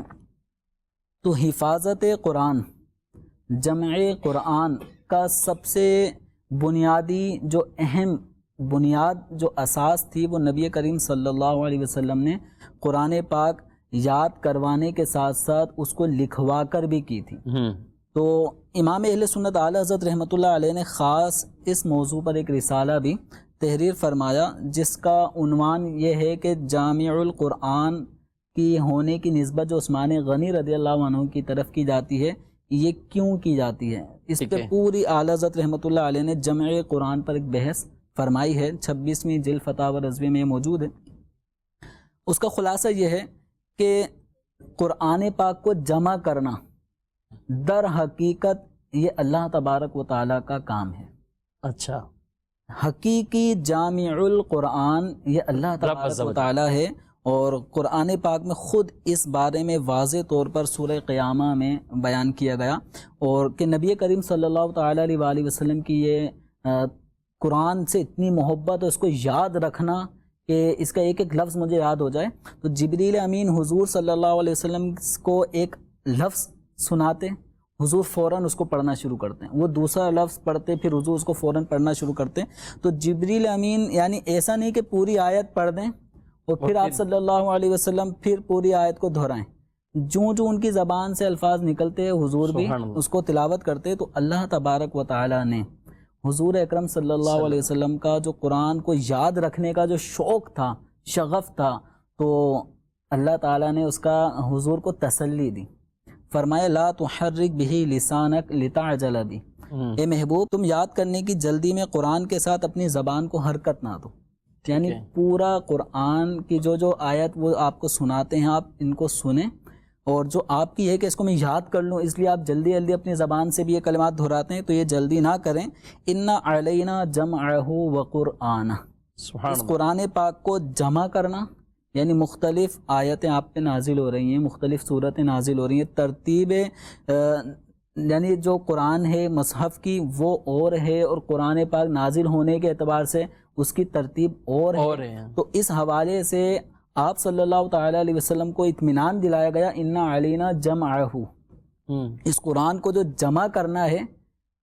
وہ ہماری ذمہ ہے، وقرآنہ، اور اس کو جو پڑھنا ہے کس طرح پڑھا جائے گا تو یہ ہماری ذمہ داری ہے۔ تو نبی کریم صلی اللہ تعالیٰ علیہ وسلم کو یہ تسلی دی گئی کہ قرآن آپ کو، آپ کی امت کو مکمل دیا جائے گا، اور یہ آپ کی امت پورا قرآن آپ کی امت کو قیامت تک کے لیے ملے گا، اس میں آپ صلی اللہ علیہ وسلم جلدی نہ فرمائیں۔ تو جمع حقیقی قرآن پاک دراصل اللہ تبارک و تعالیٰ نے کیا ہے، اس کا جو ظہور ہوا تو اس کی ابتدا اور بنیاد نبی کریم صلی اللہ تعالیٰ علیہ وسلم کا قرآن پاک صحابہ کرام علیہ رضوان کو لکھوانا، اور ساتھ ساتھ اس تک کی اہمیت کہ جو صحابہ نے لکھا وہ سنائیں کیا لکھا۔ تو صحابہ جو لکھتے وہ حضور اکرم صلی اللہ علیہ وسلم کے سامنے تلاوت کرتے کہ ہم نے یہ لکھا، تو اگر اس میں لکھنے میں ذرا سی بھی کچھ مسٹیک ہوتی تو آپ صلی اللہ علیہ وسلم اس کو درست کرواتے۔ اچھا، اور پھر جیسے کہا کہ ترتیب آپ صلی اللہ علیہ وسلم آیتوں کی صورتوں کی ترتیب دیتے، تو نبی کریم صلی اللہ علیہ وسلم پر نزول قرآن کی جب تکمیل ہوئی تو وہیں صحابہ اکرام علیہ رضوان کے سامنے ان کے پاس مختلف چیزوں پر جو قرآن پاک لکھا ہوا تھا اس کی بھی تکمیل ہوئی. ایسا کبھی بھی نہیں ہوا، ایسا ہرگز نہیں ہوا کہ کچھ آیتیں کچھ صورتیں حضور پہ نازل ہوئی ہوں اور وہ صحابہ کرام علیہم رضوان نے لکھی ہی نہ ہوں. مکمل قرآن حضور اکرم صلی اللہ علیہ وسلم کے زمانے اطہر میں خود حضور ہی کے حکم سے قرآن پاک مکمل طور پہ لکھا جا چکا تھا. بس طریقہ کار کیا تھا؟ چند چیزوں کا علماء نے کتابوں میں ذکر فرمایا ہے کہ جیسے اونٹ کی جو ہڈی ہوتی ہے، ٹھیک ہے، وہ جو شانے کی کندھے کی ہڈی ہوتی ہے وہ بڑی ہوتی ہے، وہ سمجھیں ایک دستہ یا ایک سلیٹ وغیرہ کا کام دیتی ہے، تختی کا کام دیتی ہے. تو اہل عرب جو لکھتے تھے وہ اس پہ لکھتے تھے. کبھی ایسا ہوتا ہے کہ چمڑے کو خوب صاف کر لیا جاتا اور اس پر وہ کتاب کوئی بھی کتاب یا کتابت قرآن اس پر ہوتی. کبھی اس طرح کھجور کے جو تنے کی چھال ہوتی ہے اس کے اندر جو سخت حصہ پلین نکلتا ہے اس پر کتابت قرآن ہوتی. تو مختلف جگہوں پہ صحابہ کرام علیہم رضوان نے قرآن پاک حضور سے سن کر لکھ لیا تھا. ٹھیک ہے، ایک آیت بھی لکھنے سے نہیں رہی تھی.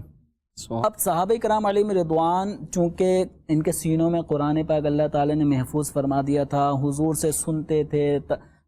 اپنی نمازوں میں وہ قرآن پاک پڑھا کرتے تھے، تو ان کو اب حضور صلی اللہ علیہ وسلم کو اس کا خطرہ نہیں تھا کہ قرآن ضائع ہو جائے گا، کیونکہ جس ترتیب سے حضور نے ان کو سکھایا ہے صحابہ اسی ترتیب سے نمازوں میں اور دیگر مواقع پہ قرآن کو پڑھا کرتے تھے. اور جا بجا حضور صلی اللہ علیہ وسلم نے قرآن کے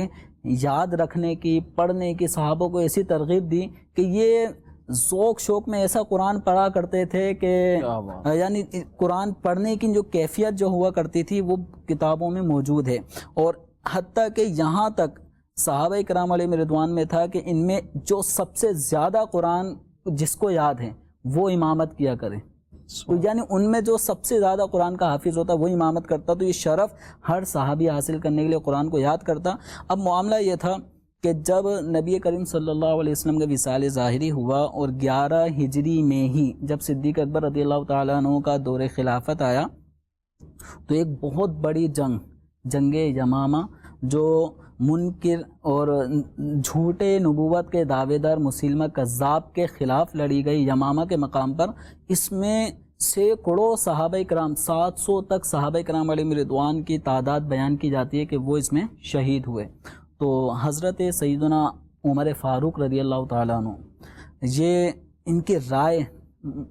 وحی الہی کے موافق ان کی رائے ہوا کرتی تھی. تو اللہ تعالیٰ نے ان کے دل میں یہ الہام کیا. اللہ تعالیٰ نیک بندوں کے دلوں میں بھی کچھ خیال ڈال دیتا ہے. تو چونکہ اللہ تعالیٰ نے وعدہ فرمایا اِنَّا نَحْنُ نَزَّلْنَا الذِّكْرَ وَإِنَّا لَهُ لَحَافِظُونَ، تو اب حفاظت قرآن کی ایک صورت تو وہ تھی کہ صحابہ کے سینوں میں قرآن ہے. اب قیامت تک کتابی شکل میں قرآن کے حفاظت کا سامان کس طرح ہوا کہ حضرت عمر رضی اللہ عنہ کے دل میں آیا کہ اتنی بڑی جنگ میں یہ ہمارے سینکڑوں صحابہ شہید ہو گئے اور اس طرح کے حالات آئندہ بھی اگر آتے رہے تو نتیجہ یہ ہوگا کہ جن صحابہ کے سینوں میں قرآن ہے یہ ہم سے دور ہو جائیں گے. تو امت تک قرآن کس طرح پہنچایا جائے گا؟ اور قرآن مکمل طور پہ مختلف مواقع پر محفوظ ہے، وہ پورا اس میں کوئی کس طرح کی شک کوئی کمی نہیں ہوئی، وہ محفوظ ہے. لیکن سینوں میں جو جن صحابہ کے موجود ہے آگے لوگوں کو سکھاتے تو یہ سلسلہ کیسے ہوگا؟ تو آپ نے حضرت عمر رضی اللہ عنہ نے صدیق اکبر رضی اللہ عنہ کی بارگاہ میں آ کر کہا کہ قرآن کو ایک جگہ جمع کر لیں. مختلف صحابہ کے پاس صورتیں ہیں، آیتیں ہیں، ان کو ایک مقام پر جمع کر لیں. تو حضرت ابو بکر صدیق رضی اللہ تعالیٰ عنہ کا ذہن بنا. پھر آپ نے حضرت زید کہ آپ نے پہلے کچھ سوال بھی کیے کہ آپ کیا کہتے ہیں، جیسے ہی مشورہ لے کر آئے تو آپ نے ڈائریکٹ ہی ان سے پہلے کچھ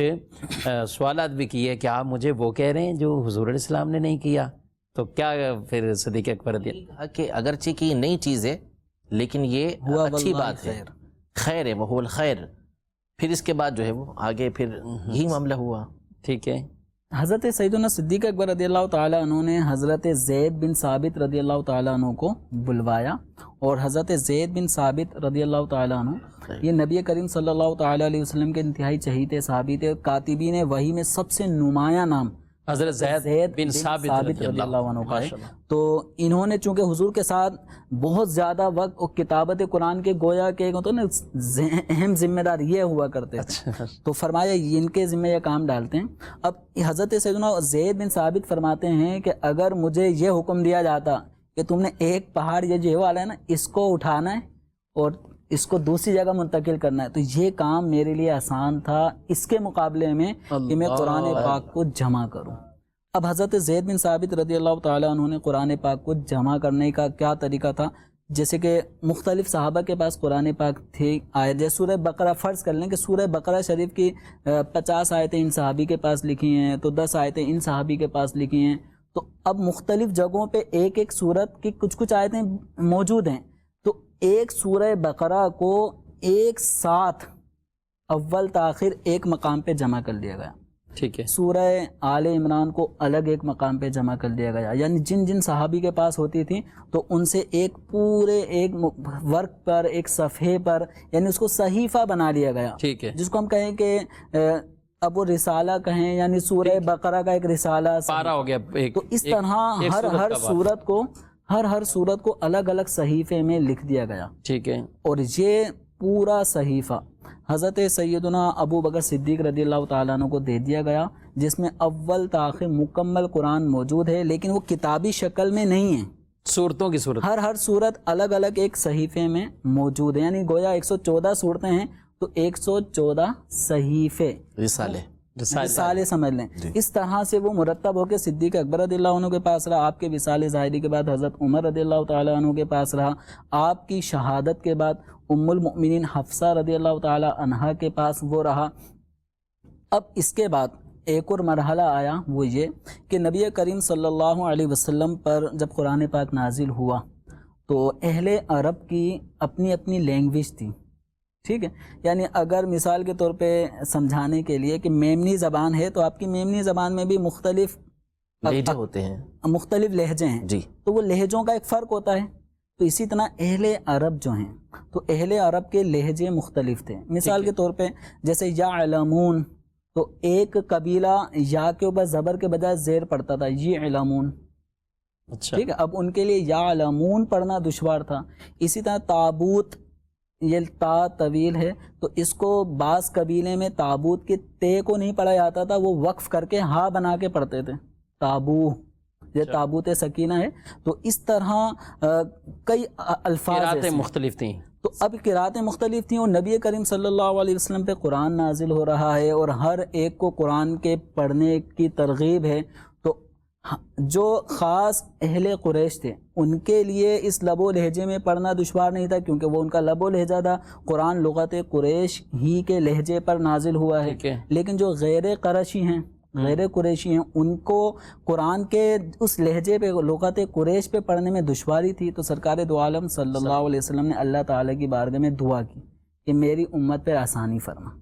تو اللہ تعالیٰ نے حضور کو مختلف لہجوں، یہاں تک کہ 7 جو اہل عرب کے مشہور لہجے تھے ان میں قرآن پڑھنے کی اجازت عطا فرما دی. تو اب اہل عرب اپنے اپنے لب و لہجے کے مطابق قرآن پڑھتے، حکم میں کوئی فرق نہیں تھا. صرف یعلمون کو کوئی یعلمون پڑھ رہا ہے، اس کا کوئی فرق نہیں تھا. اب حضرت عثمان غنی رضی اللہ عنہ کا جب دور آیا تو ہوا یہ کہ اب ایک قاری صاحب اپنے بچے کو، طالب علم کو پڑھا رہے ہیں، طالب علم کا لب و لہجہ دوسری لہجہ تھا، استاد قریش والا ہے اور ان کا کچھ اور ہے. اب آپس میں کیا ہوا، تنازع ہوا.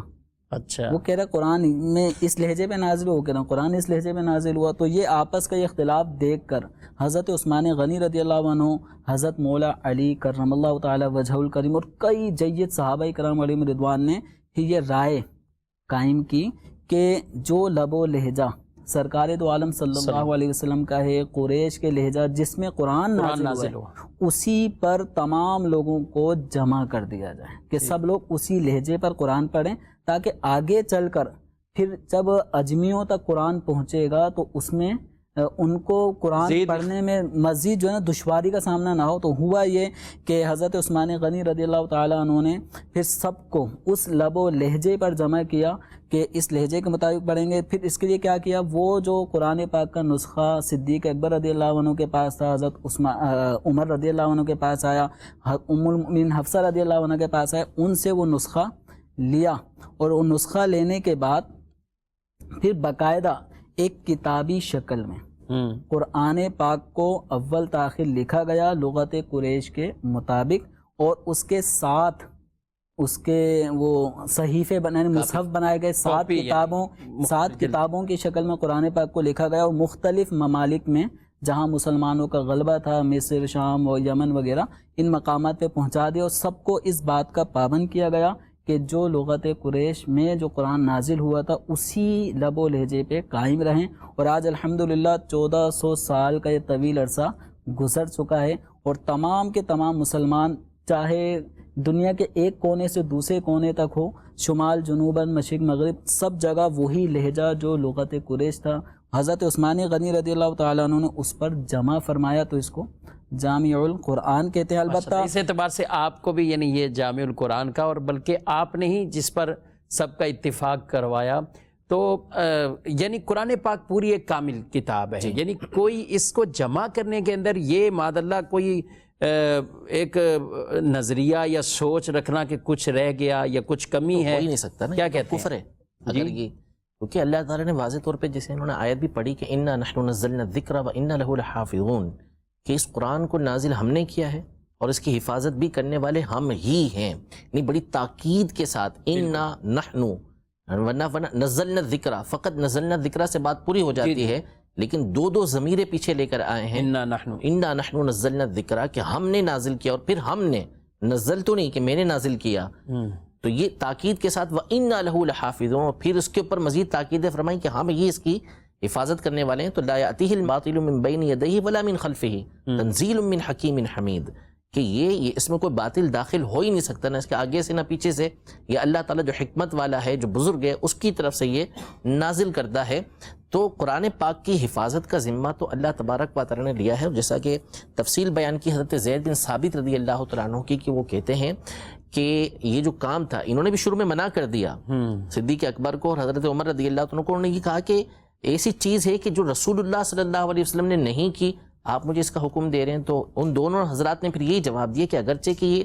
بدعت ہے، نئی چیز ہے، لیکن خیر ہے، اچھی چیز ہے، تو پھر ان کا سینہ بھی کھل گیا، انہوں نے اس کو جمع کیا، لیکن ان کا طریقہ کار بڑا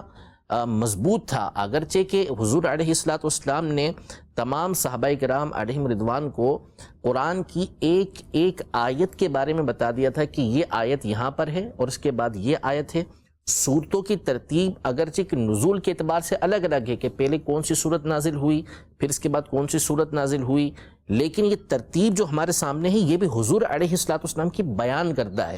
حدیث پاک میں موجود ہے۔ حضور علیہ الصلوۃ والسلام نے پوری ترتیب بیان کی کہ پہلے یہ صورت، پھر یہ صورت، پھر یہ صورت، پھر یہ صورت، یہاں تک کہ آخر تک۔ تو آپ علیہ الصلوۃ والسلام نے یہ ترتیب بھی بیان فرمائی ہے، لیکن اس کے باوجود جو زید بن ثابت رضی اللہ عنہ کا انداز تھا وہ بڑا کمال کا تھا کہ آپ ہر آیت پر دو گواہ جو ہے وہ رکھتے تھے۔ ایسا نہیں کہ اس نے کہا کہ یہ آیت، حالانکہ خود زید بن ثابت رضی اللہ تعالیٰ عنہ قرآن کے عالم ہیں، زبردست عالم تھے، ان کو خود بھی معلوم تھا، وہ خود بھی حافظ تھے، لیکن اس کے باوجود اس کے اوپر وہ دو گواہ طلب فرماتے تھے کہ یہ حتیٰ کہ جب سورہ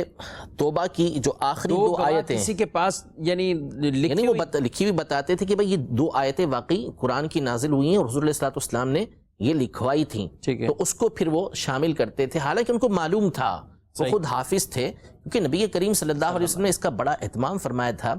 جیسا کہ قرآن کے بارے میں کہا کہ صحابہ کرام علیہم رضوان سے سنتے تھے، ایک تو وہ سننا کہ جو لکھا،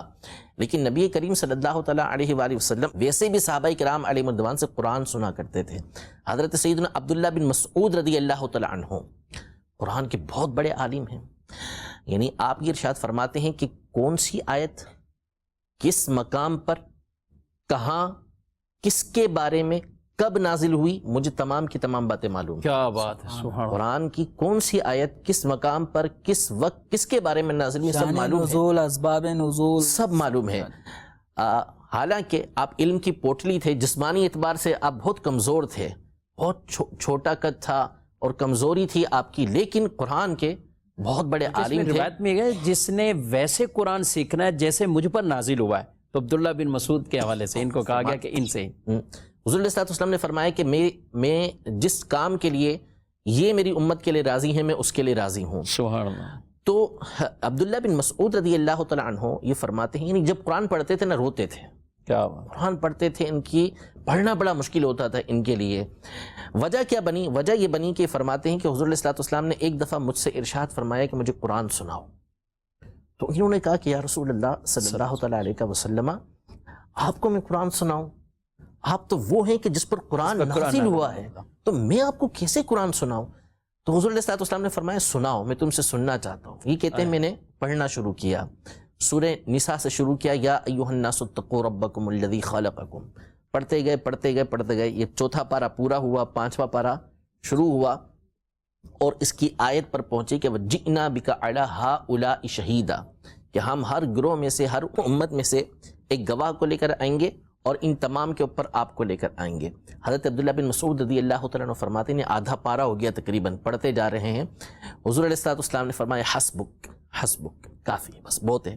کہتے میں نے اپنی نظریں اٹھا کر دیکھی تو میں نے دیکھا کہ حضور علیہ الصلوۃ والسلام کی مبارک آنکھوں سے آنسو بہ رہے تھے. علماء فرماتے ہیں کہ حضرت عبداللہ بن مسعود رضی اللہ تعالیٰ عنہ کو یہ جو منظر تھا، اس نے آپ کے دل کے اوپر ایسا اس کا اثر ڈالا تھا، ایسی تاثیر تھی کہ اس کے بعد آپ جب قرآن پڑھتے تھے تو رویا کرتے تھے. یعنی بڑا مشکل ہوتا تھا کہ آپ جو ہے وہ اپنی آنکھوں پر قابو پاتے. تو صحابہ کرام علیہم رضوان قرآن یاد کرنے کا بہت زیادہ اہتمام کیا کرتے تھے. ایک بڑی تعداد ہے کہ جو حضور علیہ الصلوۃ والسلام کے زمانے میں قرآن کی حافظ تھی، لیکن اس کے باوجود حضرت زید بن ثابت رضی اللہ تعالیٰ عنہ نے جب قرآن پاک کو ترتیب دینا شروع کیا، مرتب کیا، اس کو ایک جگہ پہ مرتب کرنا شروع کیا، تو آپ ہر آیت کے اوپر 2 گواہ یہ لیتے تھے. حتیٰ کہ سورہ توبہ کی جو آخری 2 آیتیں ہیں، لقد جاءکم رسول من انفسکم، یہ حضرت خزیمہ بن ثابت رضی اللہ عنہ کے پاس تھیں. اچھا، ٹھیک ہے. تو اس کا واقعہ آپ بیان کر دیں کہ وہ کیا تھا، کہ کس طرح وہ ہوا. حضرت خزیمہ رضی اللہ تعالیٰ عنہ آپ صحابی آپ لے کر آئے ہیں، اور جب ان کے پاس لائے تو گواہ ایک ہی تھے، یعنی اور کوئی آپ نے جب ان سے طلب کیا بھی گواہ لے کر آئے، گواہ مانگے جا رہے تھے. اور کمال ہے کہ پیارے نبی صلی اللہ علیہ وسلم نے اپنی زندگی میں ہی حضرت خزیمہ، خلاصہ واقعہ کا عرض کر رہا ہوں کہ جب آپ نے نبی کریم صلی اللہ علیہ وآلہ وسلم کے ایک عقد اور سودے پر آپ نے گواہی دی، حالانکہ اس وقت آپ حاضر نہیں تھے، جب رسول اللہ صلی اللہ علیہ وسلم نے ان سے فرمایا خزیمہ جب میں نے سودا کیا تھا تو تم تو نہیں تھے اس وقت، اور کیسے گواہی دی ہے؟ تو آپ کے وہ جو کلمات ہیں کتنے عشق اور محبت والے ہیں کہ یا رسول اللہ صلی اللہ علیہ وسلم، اس سے بڑی بڑی خبریں آپ نے جو دی ہیں ہم نے ان کو بغیر کسی دلیل کے، یعنی آپ سے ہی سنا تو ہم نے اس کے اوپر شہادت دی اور گواہی دی ہے. تو یہ تو ایک سواری کی بات ہے، ایک اونٹ اور یا گھوڑے کی بات تھی، تو اس کے اوپر تو بدرجہ اولا یہ میں گواہی دوں گا. تو آپ صلی اللہ علیہ وسلم نے بشارت انہیں عطا فرما دی، خزیمہ اکیلا جس کے لیے گواہی دے گا ان کی گواہی 2 کے برابر شمار ہوگی. اور نبی کریم علیہ السلام کے یہاں اختیارات بھی ہیں کہ آپ صلی اللہ علیہ وسلم کو اللہ نے ایسا مختار کل بنایا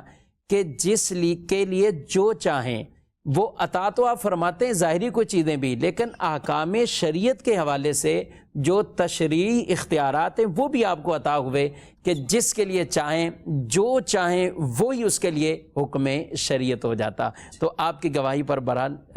ضرورت یہ تھا اصل میں کہ یہاں پر علماء نے یہ نقطہ بیان کیا کہ جب یہ واقعہ پیش آیا کہ وہ شخص جو ہے اور منکر ہو گیا جس نے حضور علیہ السلام کو گھوڑا بیچا، حضور علیہ السلام نے فرمایا کہ میں رقم لے کر آتا ہوں، ٹھہرو یہاں پر. سودا طے ہو چکا تھا، اس نے آگے گھوڑا بیچ دیا. حضور علیہ السلام رقم لے کے پہنچے تو اس نے کہا کہ میں نے تو آپ کو بیچا ہی نہیں. مجھے بیچا تو ہے اور رقم طے ہوئی ہے، رقم میں نے تو اتنی دینی ہے. اس نے کہا گواہی دے، آپ کو گواہ پیش کریں. تو حضرت خزیمہ بن ثابت رضی اللہ تعالیٰ نے کہا کہ میں گواہی دیتا ہوں. پھر آپ نے جیسا بیان کیا کہ حضور علیہ السلام نے فرمایا کہ جب ہو گیا معاملہ تو ظاہر ہے حضور علیہ السلام تو سچے ہی سچے ہیں، بے شک. تو کہا کہ تم تو تھے ہی نہیں، تم نے کیسے گواہی دے دی؟ تو انہوں نے کہا کہ صبح و شام آپ کے اوپر وحی نازل ہوتی ہے، کیا بات ہے، آسمان سے باتیں آپ کے اوپر آ رہی ہوتی ہیں، اس میں ہم آپ کی تصدیق کرتے ہیں، تو پھر یہ کیسے ہو سکتا ہے کہ اس میں کوئی آپ کو جھٹلا سکے؟ تو حضور علیہ السلام نے اس وقت جو ارشاد فرمایا کہ خزیمہ اب جس کے لیے گواہی دیں، ان کی اکیلی کی گواہی 2 کے لیے کافی ہے. تو علماء نے ایک حکمت یہاں پہ یہ بیان کی کہ حضور علیہ السلام کو چونکہ معلوم تھا آگے جا کے کہ آگے جا کے قرآن اس طریقے سے جمع ہونا ہے اور میرے صحابہ نے 2 گواہ جو ہے وہ قبول اس میں طلب کرنے ہیں، تو یہ آیت صرف خزیمہ بن ثابت ہی کی ان کی گواہی ہوگی، تو پہلے سے حضور علیہ الصلوۃ والسلام نے ارشاد فرما دیا کہ خزیمہ کی گواہی 2 کے برابر ہے، تو پھر ان کی گواہی کے اوپر ان 2 آیتوں کو اس میں بلکہ یہ بیان بھی اس وقت کیا گیا کہ ان کی گواہی تو 2 کے برابر ہے، تو ان اکیلے سے ہی وہ آیت مبارکہ کو لے کر جو ہے وہ اس میں جمع کیا گیا۔ مدنی چینل کے ناظرین، کچھ ابتدائی بالکل قرآن پاک کے حوالے سے یہ آج ہم نے گفتگو کی ہے، قرآن کے علم کے حوالے سے قرآن کے اندر جو کچھ ہے، لا رطب ولا یابس الا فی کتاب مبین، کوئی خشک تر وہ نہیں ہے مگر کتاب مبین نے اس کتاب میں، اس قرآن میں ہے، وہ سارے علوم اس قرآن کے اندر ہیں۔ حضرت عبداللہ بن عباس رضی اللہ تعالی عنہما، بلکہ کئی صحابہ جن کو عالم قرآن کے بہت بڑے عالم ہوتے، ان کو تو دعائے مصطفیٰ بھی ملی ہے نا، کہ اللہ نبی کریم علیہ السلام نے دعا ان کے لیے کی ہے کہ اللہم علمہ بالکتاب، قرآن کا انہیں عالم بنا۔ کتنے ایسے صحابہ جن کا قرآن سے بڑا گہرا تعلق 2 طرح کا، ایک قرآن کے علم کے اعتبار سے بھی ٹاپک بہت بڑا ہے، گفتگو یقین کریں مطلب یہاں ہم جتنی بھی کرتے جائیں تو ظاہر قرآن اس کے علم بھی بہت ہے، انشاءاللہ یہ موضوع ہم مزید بھی کچھ لیں گے۔ اور یہاں بالکل میں آخری 1-2 پیغامات اور باتیں پوچھوں گا مفتی صاحب سے۔ ایک عام مسلمان کا، ایک عام امتی کا جو آج کل کے دور میں قرآن کے حوالے سے ایک تعلق بہت دوری والا ہو چکا ہے، صحابہ اکرام علیہ مردوان کے دور کے اندر، کہ جب قرآن مختلف لوگوں کے پاس ہے اس کے باوجود اس کی ترتیب کو یاد رکھنا، ان صورتوں کو، ان آیات کو، یہ سب چیزیں کرنا، آج کے دور میں اینڈرائیڈ ہے، اپنے موبائل میں اپلیکیشن کی صورت میں گھر قرآن پاک موجود ہے، لیکن قرآن سے وہ پڑھنے والا ایک تعلق جو ہے اس کے اندر بڑی کمزوری ہے، ضعف ہے۔ کچھ ایسا فرمائیں کہ قرآن کا شوق پیدا ہو۔ دیکھیں ہمارا تو یہ انداز ہے کہ جب ملاقات ہوتی ہے اور کیا نئی تازی ہے بھائی، جی تھوڑی دیر بعد پھر کیا بات ہے، جی کوئی بات سنائیں، کیا خبر ہے آج کل، ہمارا تو یہ انداز ہوتا ہے نا، جب ہم گفتگو کرتے ہیں تو اسی میں چل رہے ہوتے ہیں۔ صحابہ کرام علیہ مردوان کا انداز ہی جدا ہوتا تھا، کیا بات، وہ جب جمع ہوتے تھے تو کہتے تھے جی آپ کچھ قرآن سنائیے، واہ، آپ کچھ قرآن سنائیے، تو وہ ایک دوسرے کو قرآن سناتے تھے، قرآن سنتے تھے۔ حضرت معاذ بن جبل رضی اللہ تعالی عنہ نے حضرت اسود ان سے کہا کہ اجلس بنا، ہمارے ساتھ بیٹھو، نؤمن ساعتن، ہم کچھ دیر ایسی باتیں کرتے ہیں جس سے ہمارا ایمان تازہ ہو۔ وہ ان کا انداز اس طرح کا ہوا کرتا تھا، تو قرآن سے وہ لذت حاصل کیا کرتے تھے۔ حضرت سیدنا علی المرتضیٰ کرم اللہ تعالی وجہہ الکریم، مولا کائنات کا یہ بطور کرامت ایک تھا معاملہ کہ آپ جب سواری کی ایک رکاب میں پاؤں رکھتے تو دوسری طرف پاؤں رکھنے سے پہلے پورا قرآن پاک پڑھ لیا کرتے تھے۔ یہ اللہ نے آپ کو کرامت عطا فرمائی تھی۔ لیکن غوث پاک رضی اللہ تعالیٰ عنہ کے حالات میں، سیدنا امام اعظم ابو حنیفہ رضی اللہ عنہ کے حالات میں، اور دیگر کے ہم حالات میں پڑھتے ہیں کہ ساری رات میں قرآن پڑھتے تھے۔ بالکل، تو مولا کائنات رضی اللہ عنہ کے صدقے میں ان کو بھی اللہ نے یہ کرامت اور طاقت دی تھی کہ یہ لمحوں کے اندر قرآن پاک پڑھ سکتے تھے۔ امام شعرانی رحمۃ اللہ تعالی علیہ نے بعض ایسے بزرگوں کا لکھا ہے کہ حجر اسود سے یہ مقام ابراہیم تک پہنچنے سے پہلے ہزاروں کی تعداد میں قرآن پاک پڑھ لیا کرتے تھے۔ ٹھیک، یہ کیا تھا؟ یہ بطور کرامت تھا۔ لیکن غوث پاک رضی اللہ تعالیٰ عنہ پوری رات میں قرآن پاک پڑھ رہے ہیں، دیگر بزرگ ہیں وہ پوری رات میں قرآن پاک پڑھ رہے ہیں، تو پوری رات کے اندر ایک قرآن پاک پڑھنا یہ بغیر کرامت کے ممکن ہے۔ یعنی اگر کوئی شخص یہ چاہے کہ میں پوری رات کے اندر قرآن پاک پڑھ لوں تو وہ پڑھ سکتا ہے۔ ہوتا یہ ہے کہ دیکھیں ایک ہے سورہ اخلاص، صرف نہ کہا جائے کہ یہ بزرگ ہی اس کو وہ کر لیں، ایک ہے سورہ اخلاص، ایک ہے سورۃ الفاتحہ، ٹھیک ہے، اس کو آپ پڑھتے ہیں تو کتنی روانی کے ساتھ آپ کی زبان پر یہ جاری ہوتی ہے۔ لیکن یہی اتنی ہی مقدار کی کوئی اور سورت آپ پڑھیں تو آپ کو کچھ وقت لگے گا۔ وجہ کیا؟ کہ یہ پڑھ کے زبان پر روا ہو چکی ہوتی ہے، جاری ہو چکی ہوتی ہے۔ اسی طرح بہت سارے وظائف ہوتے ہیں کہ ایک نیا وظیفہ آئے گا تو اس کو پڑھتے ہوئے تھوڑا ٹائم لگتا ہے، لیکن ایک وظیفہ جب ہماری زبان پہ چڑھ چکا ہو تو وہ فوری طور پر ادا ہو رہا ہوتا ہے۔ تو ہمارے یہ اسلاف جو قرآن کو ایک رات کے اندر یا اتنے وقت کے اندر پڑھ لیا کرتے تھے، جو کرامت کے طور پہ نہیں ہوتا تھا، اس کی ایک وجہ علماء نے یہ بیان فرمائی ہے کہ رسل پڑھتے رہتے تھے، تو اس لیے ان کی زبان پر یہ روا ہو گیا۔ تو ہم قرآن پاک کو اگر پڑھنے کے عادی ہو جائیں، پڑھتے رہیں تو اللہ تبارک و تعالیٰ نے قرآن کو برکت والا فرمایا ہے کہ یہ کتاب جو ہم نے نازل فرمائی مبارکن، یہ برکت والی ہے۔ اور علماء یہ ارشاد فرماتے ہیں کہ قرآن ہر پہلو سے برکت والا ہے، آپ جس پہلو سے دیکھیں گے، جس لحاظ سے دیکھیں گے، اللہ نے اس کے اندر برکت ہی برکت رکھی۔ ہمارے یہاں بعض علماء یا علم کی طرف منسوب بعض لوگ اس طرح کی گفتگو کرتے ہیں کہ یہ جو قرآن کو حفظ کرتے ہیں اور قرآن کو پڑھتے ہیں اور قرآن کو سمجھتے نہیں ہیں، تو ان کا پڑھنا ایسے ہی ہے، یہ کیا طوطے کی طرح قرآن کو رٹ لیا اور اس کو پڑھے جا رہے ہیں، قرآن کو سمجھا ہی نہیں آپ نے اور اس طرح بغیر سمجھے پڑھ رہے ہیں۔ تو وہ یوں بیان کرتے ہیں کہ گویا کہ ان کا پڑھنا کوئی حیثیت نہیں رکھتا، یہ بالکل غلط ہے۔ قرآن پاک کے نزول کا جو اصلی مقصد ہے وہ یہی ہے کہ واقعی قرآن میں غور و فکر کیا جائے، یعنی جو عوام ہیں، عام لوگ ہیں، ان کا طریقہ کار تو یہ ہے کہ قرآن کا ترجمہ جو مستند علماء اہل سنت نے لکھا اس کو پڑھیں، اس کے ساتھ جو مستند علماء اہل سنت کی تفسیریں لکھی ہوئی ہیں اس کو پڑھیں، اور اس کے اندر سے جو سبق حاصل ہو رہا ہے اس پر عمل پیرا ہوں، یہ اصل مقصد ہے۔ لیکن کیا قرآن پاک کو بغیر سمجھے کوئی پڑھتا ہے تو کیا اس کو ثواب نہیں ملے گا؟ اللہ کی بارگاہ میں اس کا مقام و مرتبہ بلند نہیں ہوگا؟ تو ایسا ہرگز نہیں ہے۔ نبی کریم صلی اللہ تعالیٰ علیہ وآلہ وسلم نے قرآن پاک کی یہ فضیلت کو بیان فرمایا کہ اس کے ہر حرف کے بدلے اللہ تعالیٰ 10 نیکیاں عطا فرماتا ہے۔ وہ پڑھنے پھر یہ ارشاد فرمایا کہ میں یہ نہیں کہتا کہ الف لام میم ایک حرف ہے، الف ایک حرف، لام ایک حرف، میم ایک حرف ہے۔ اب الف لام میم کا معنی آپ اس زمانے کے سب سے بڑے عالم سے پوچھ لیں، اس کو بھی نہیں پتا ہوگا۔ نہیں بتاؤ، تو قرآن کا اس کے اوپر تو غور و فکر نہیں ہے، لیکن اس کے باوجود اللہ تبارک و تعالیٰ اس پر جو ہے وہ ثواب عطا فرما رہا ہے۔ تو ایسا نہیں ہے کہ اگر قرآن پاک کو بے سمجھے کسی نے پڑھا، قرآن پاک کو بطور قرآن پاک پڑھا تو اس پر ثواب نہیں ملے گا، ثواب ملے گا۔ امام مرتضیٰ زبیدی رحمۃ اللہ تعالی علیہ نے اتحاف السعادت المتقین کے اندر اس کو نقل کیا کہ سیدنا امام احمد بن حنبل رحمۃ اللہ تعالی علیہ کو اللہ تبارک و تعالیٰ کا دیدار نصیب ہوا، تو انہوں نے اللہ کی بارگاہ میں عرض کی کہ یا اللہ عز و جل کون سا ایسا عمل ہے جو تیری بارگاہ میں سب سے زیادہ قریب کرنے والا ہے؟ تو اللہ تعالیٰ نے ارشاد فرمایا میرے قرآن کی، میرے کلام کی تلاوت۔ عرض کی کہ اللہ بغیر سمجھے یا سمجھ کر؟ فرمایا سمجھ کر ہو یا بغیر سمجھے ہو،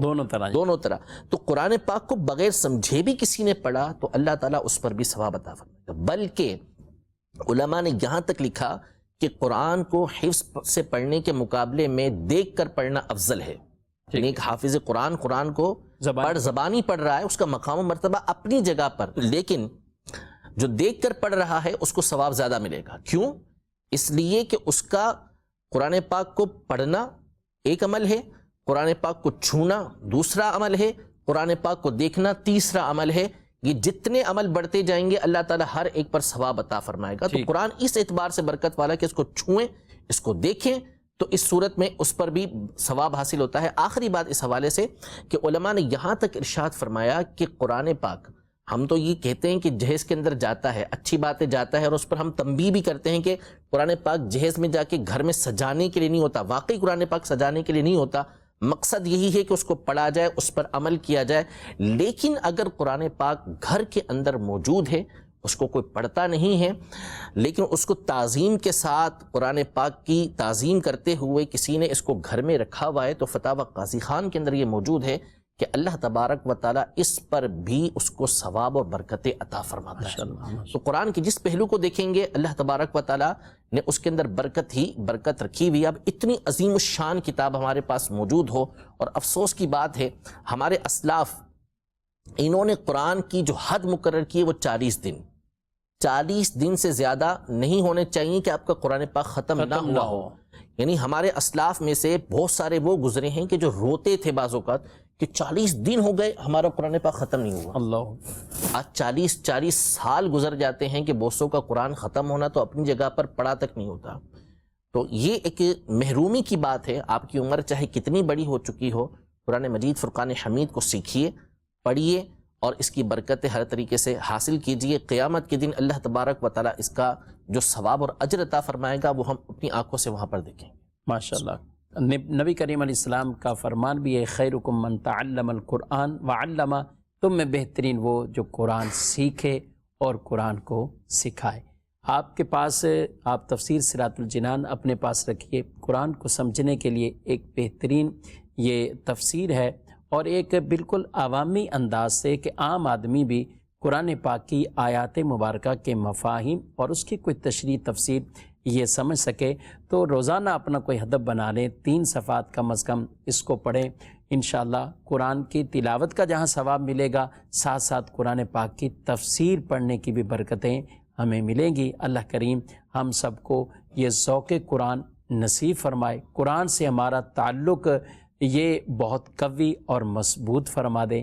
مدنی چینل دیکھتے رہیے، مدنی چینل کا ساتھ بھی دیتے رہیے، آمین بجاہ نبی الامین صلی اللہ علیہ وآلہ وسلم۔